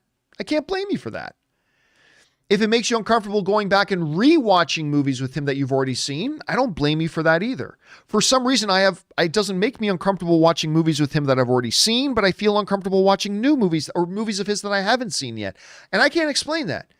I'm not saying that's the right way to think. I'm just saying that's the way my head's kind of working with it, and I don't know why. So it's a deeper question, but it's a good question to ask, man. But I just think don't judge. How people react to stuff like this is going to be very different and unique to everybody. So I wouldn't judge them. All right, next up. Paul Starguy writes, first time tipping. Thank you, Paul, for supporting our channel. Watching since the Mandalorian finale review, so you're a recent one, and I'm really enjoying it. Watched movie trailers doc on Martin Luther King Day. Thought it was really well done and learned a lot. One question, why do theaters have 20 plus minutes of trailers? Call me a 59%er. No, they shouldn't. They put up that many trailers because they make money playing trailers. All right. Now, of course, what he's referring to is, of course, my movie. It gives me a chance here to plug it a bit. My movie trailers, a love story. It's my documentary.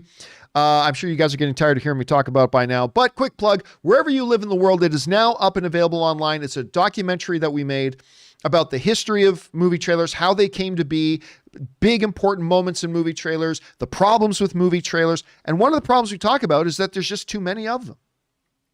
It's particularly in theaters. They play too many.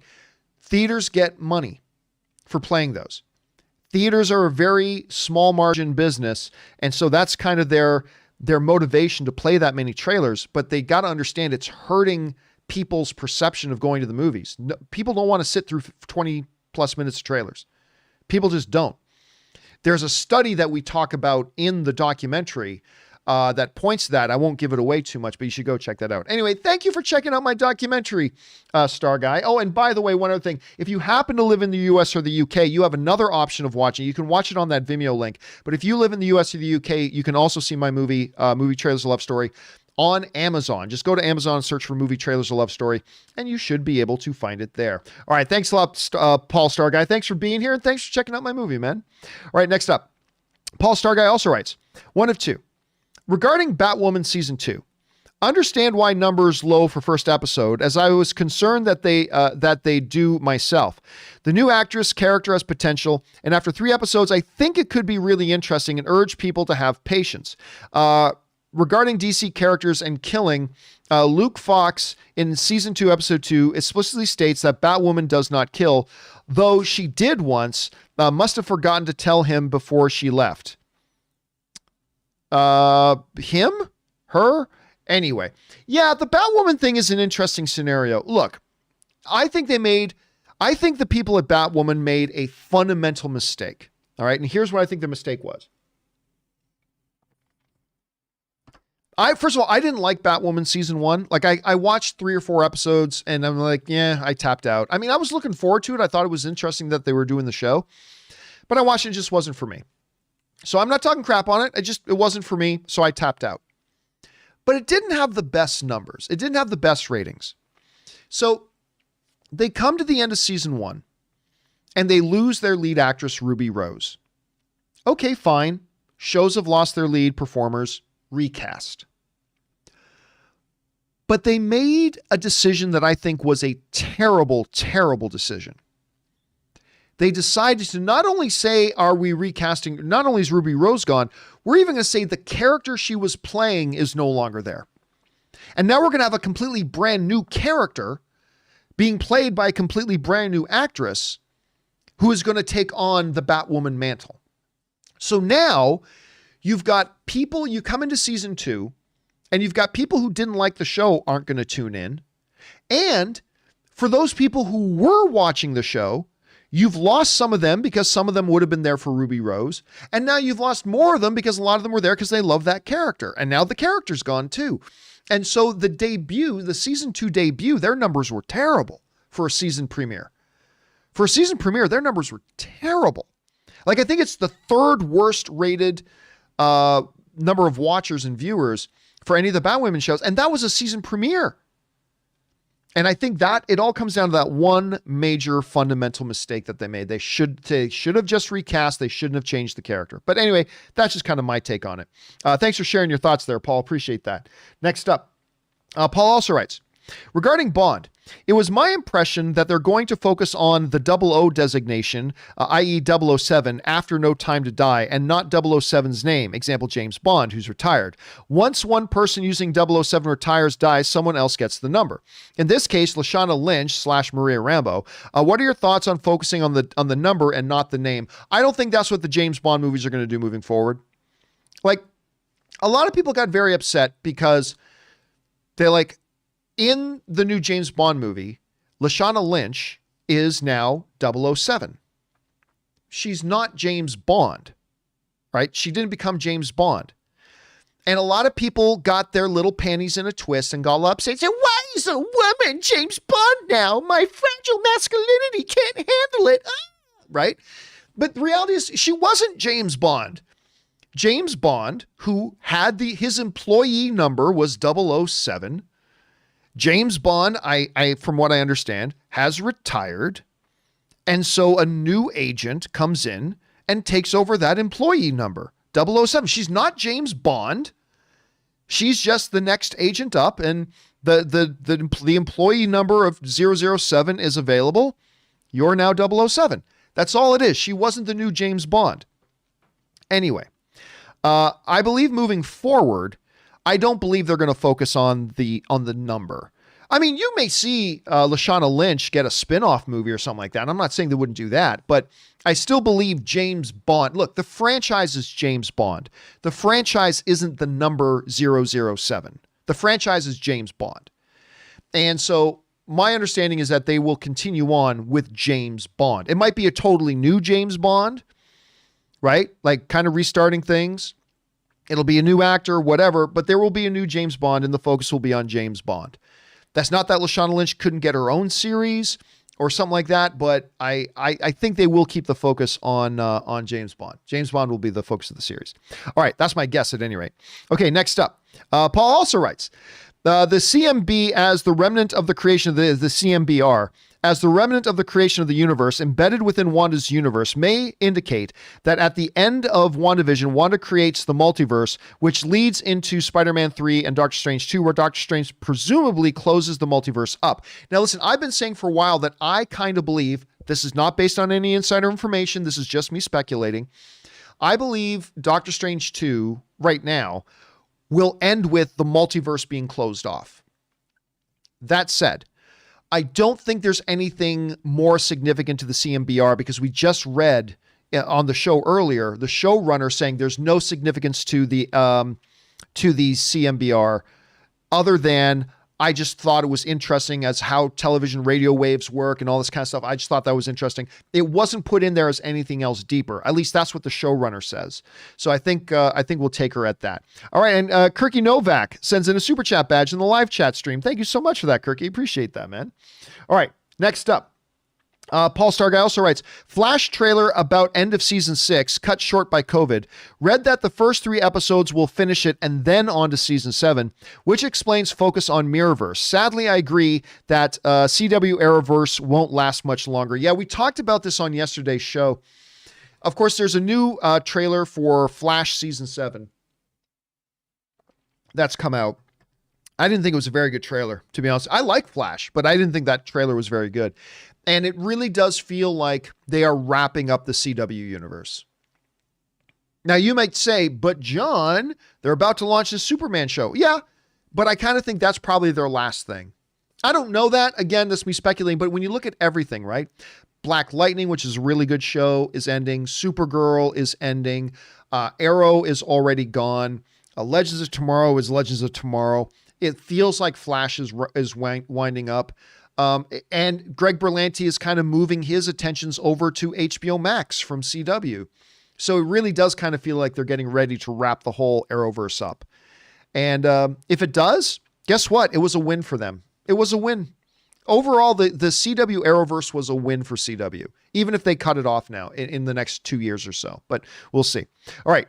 A2D2 writes, John, in the latest trailer, we see Vision physically leave the bubble and fall to his knees like he loses life when outside of the bubble. I think she's using his corpse. Also, if just a manifestation, why not manifest her brother back to life? Well, that's why I do believe Quicksilver will become a thing. But the thing is, she accepted the death of her brother. I don't believe it's his corpse at all. I just think there's too much against that. I don't believe it's his corpse. That being said, I have said from the beginning, I will not doubt at all seeing a vision of her actual brother, right?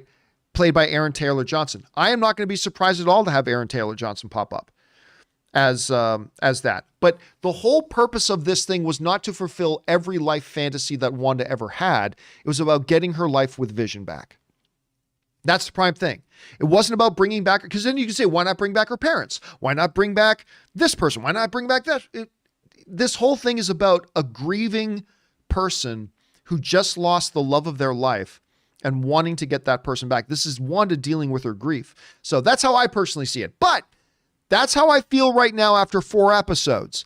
Ask me if I still think that after episode 5, because my theories can complete. That's the beautiful thing about this show, man. We're getting different information every episode, and our theories evolve. So my theories could completely change after episode 5. We'll see where we're at. Thanks for sending that in, A2. Appreciate that.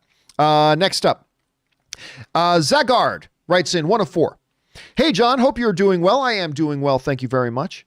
I recently got into an argument with my friend about whether or not people know about Thanos and the snap. He says, yes, people definitely know because Captain America would have told them. I said, no, they don't know because telling people doesn't change anything. Also, I just realized a reason they would not have told people is because they don't want someone like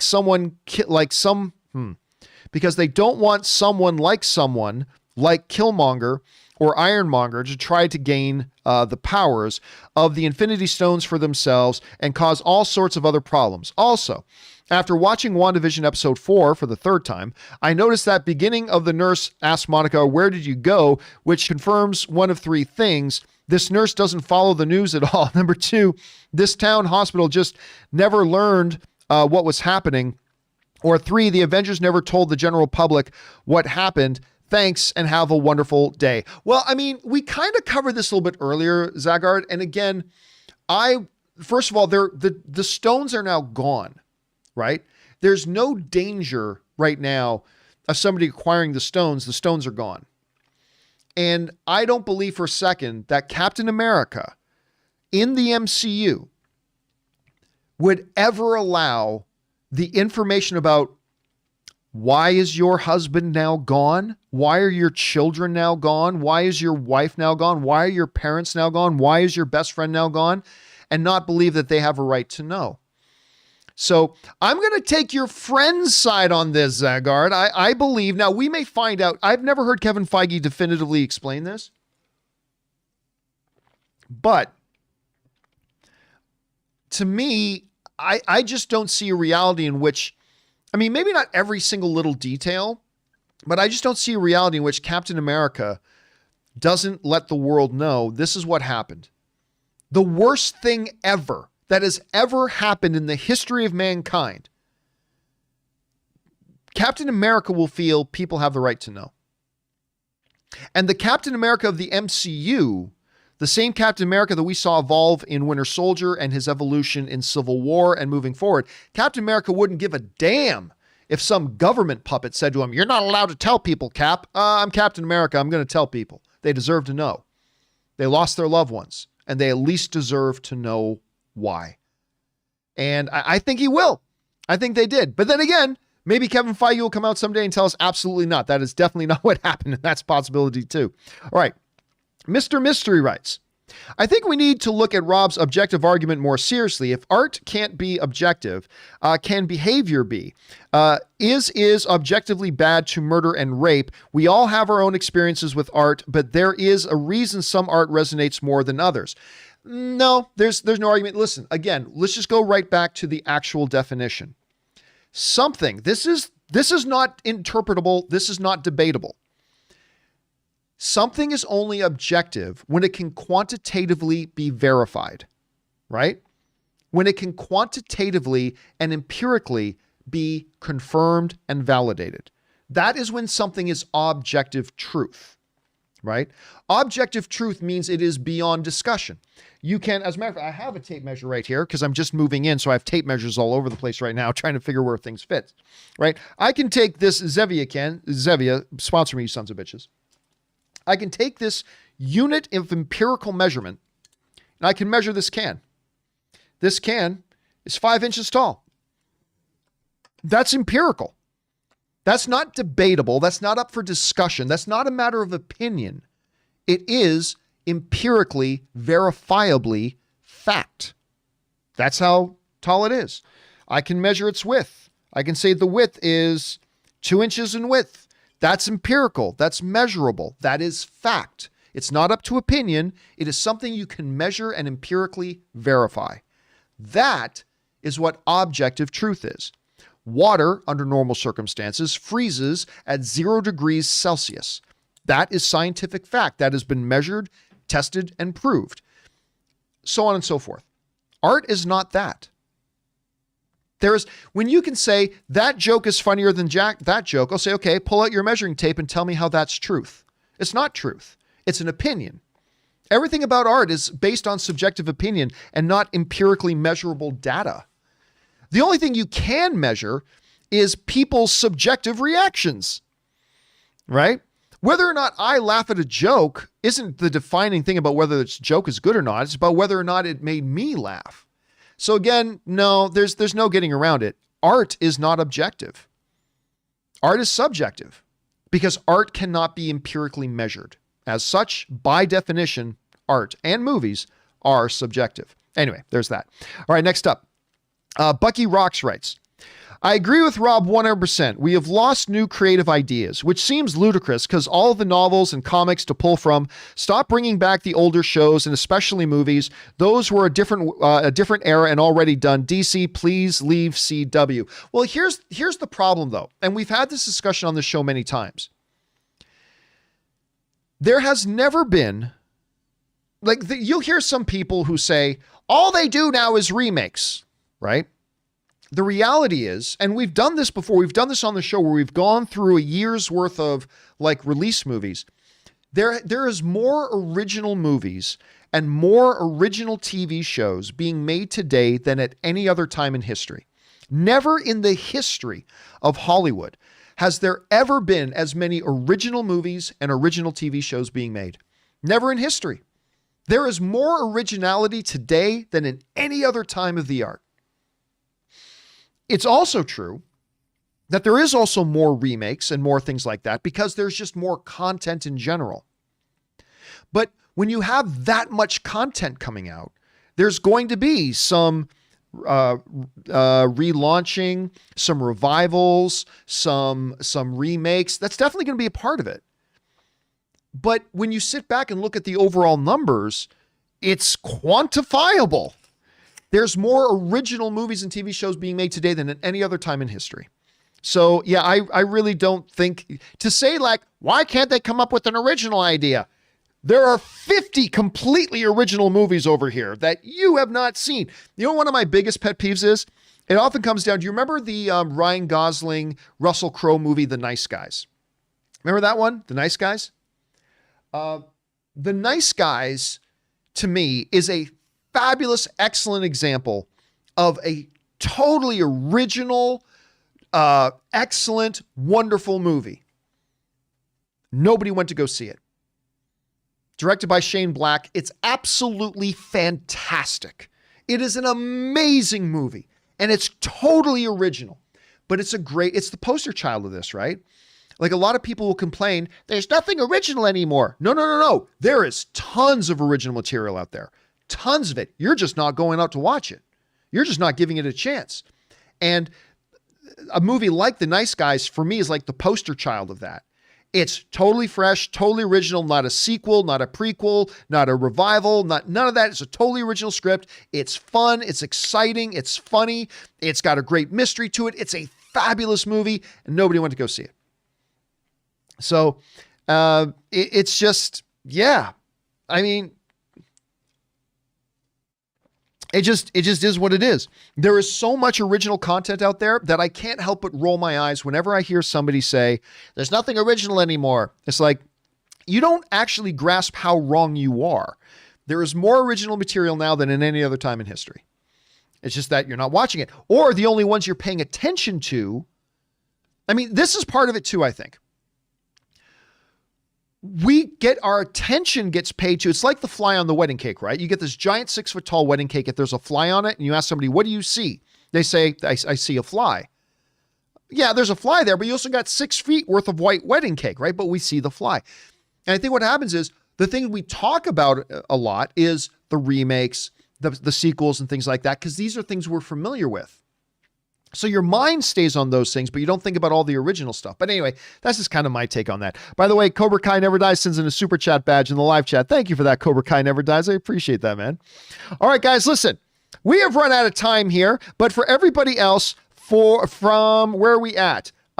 Jordan Lobo, Min Tran, Loki the Dino, and on. What we're going to do is I'm going to do a companion video a little bit later this afternoon. We're going to get through all the rest of the questions in a companion video I will put up a little bit later today. So if you sent in one of these live questions today, don't worry, it's going to get answered in a video today. Just come on back to the channel a little bit later and check that out. And then we'll, of course, be back again for tomorrow for another episode of the John Campea Show. Once again, guys, if you want to get your live questions in early, you can just go ahead and use that tip link anytime, 24/7. And the earlier you get it in, the sooner it gets answered. Again, for everybody else who had a question outstanding today, it will be answered today in a companion video a little bit later on. All right, guys, that'll wrap us up here for today. Thanks to Robert Meyer Burnett for bringing his glory and goodness to this show as always. Thank you to all of you guys for making this show a part of your day. It is deeply appreciated. And thank you especially to all of you who did send in those live questions because, well, one of two things. One, you gave us great fun things to talk about. And number two, you supported this channel while you did it. And all of us involved here with the channel, thank you guys very, very much for that. Okay, guys, don't forget to do the 4 main things. Stay smart, stay safe, take care of yourselves, and please take care of the people around you. That'll do it for me. My name's John Campea, and until next time, my friends, bye-bye.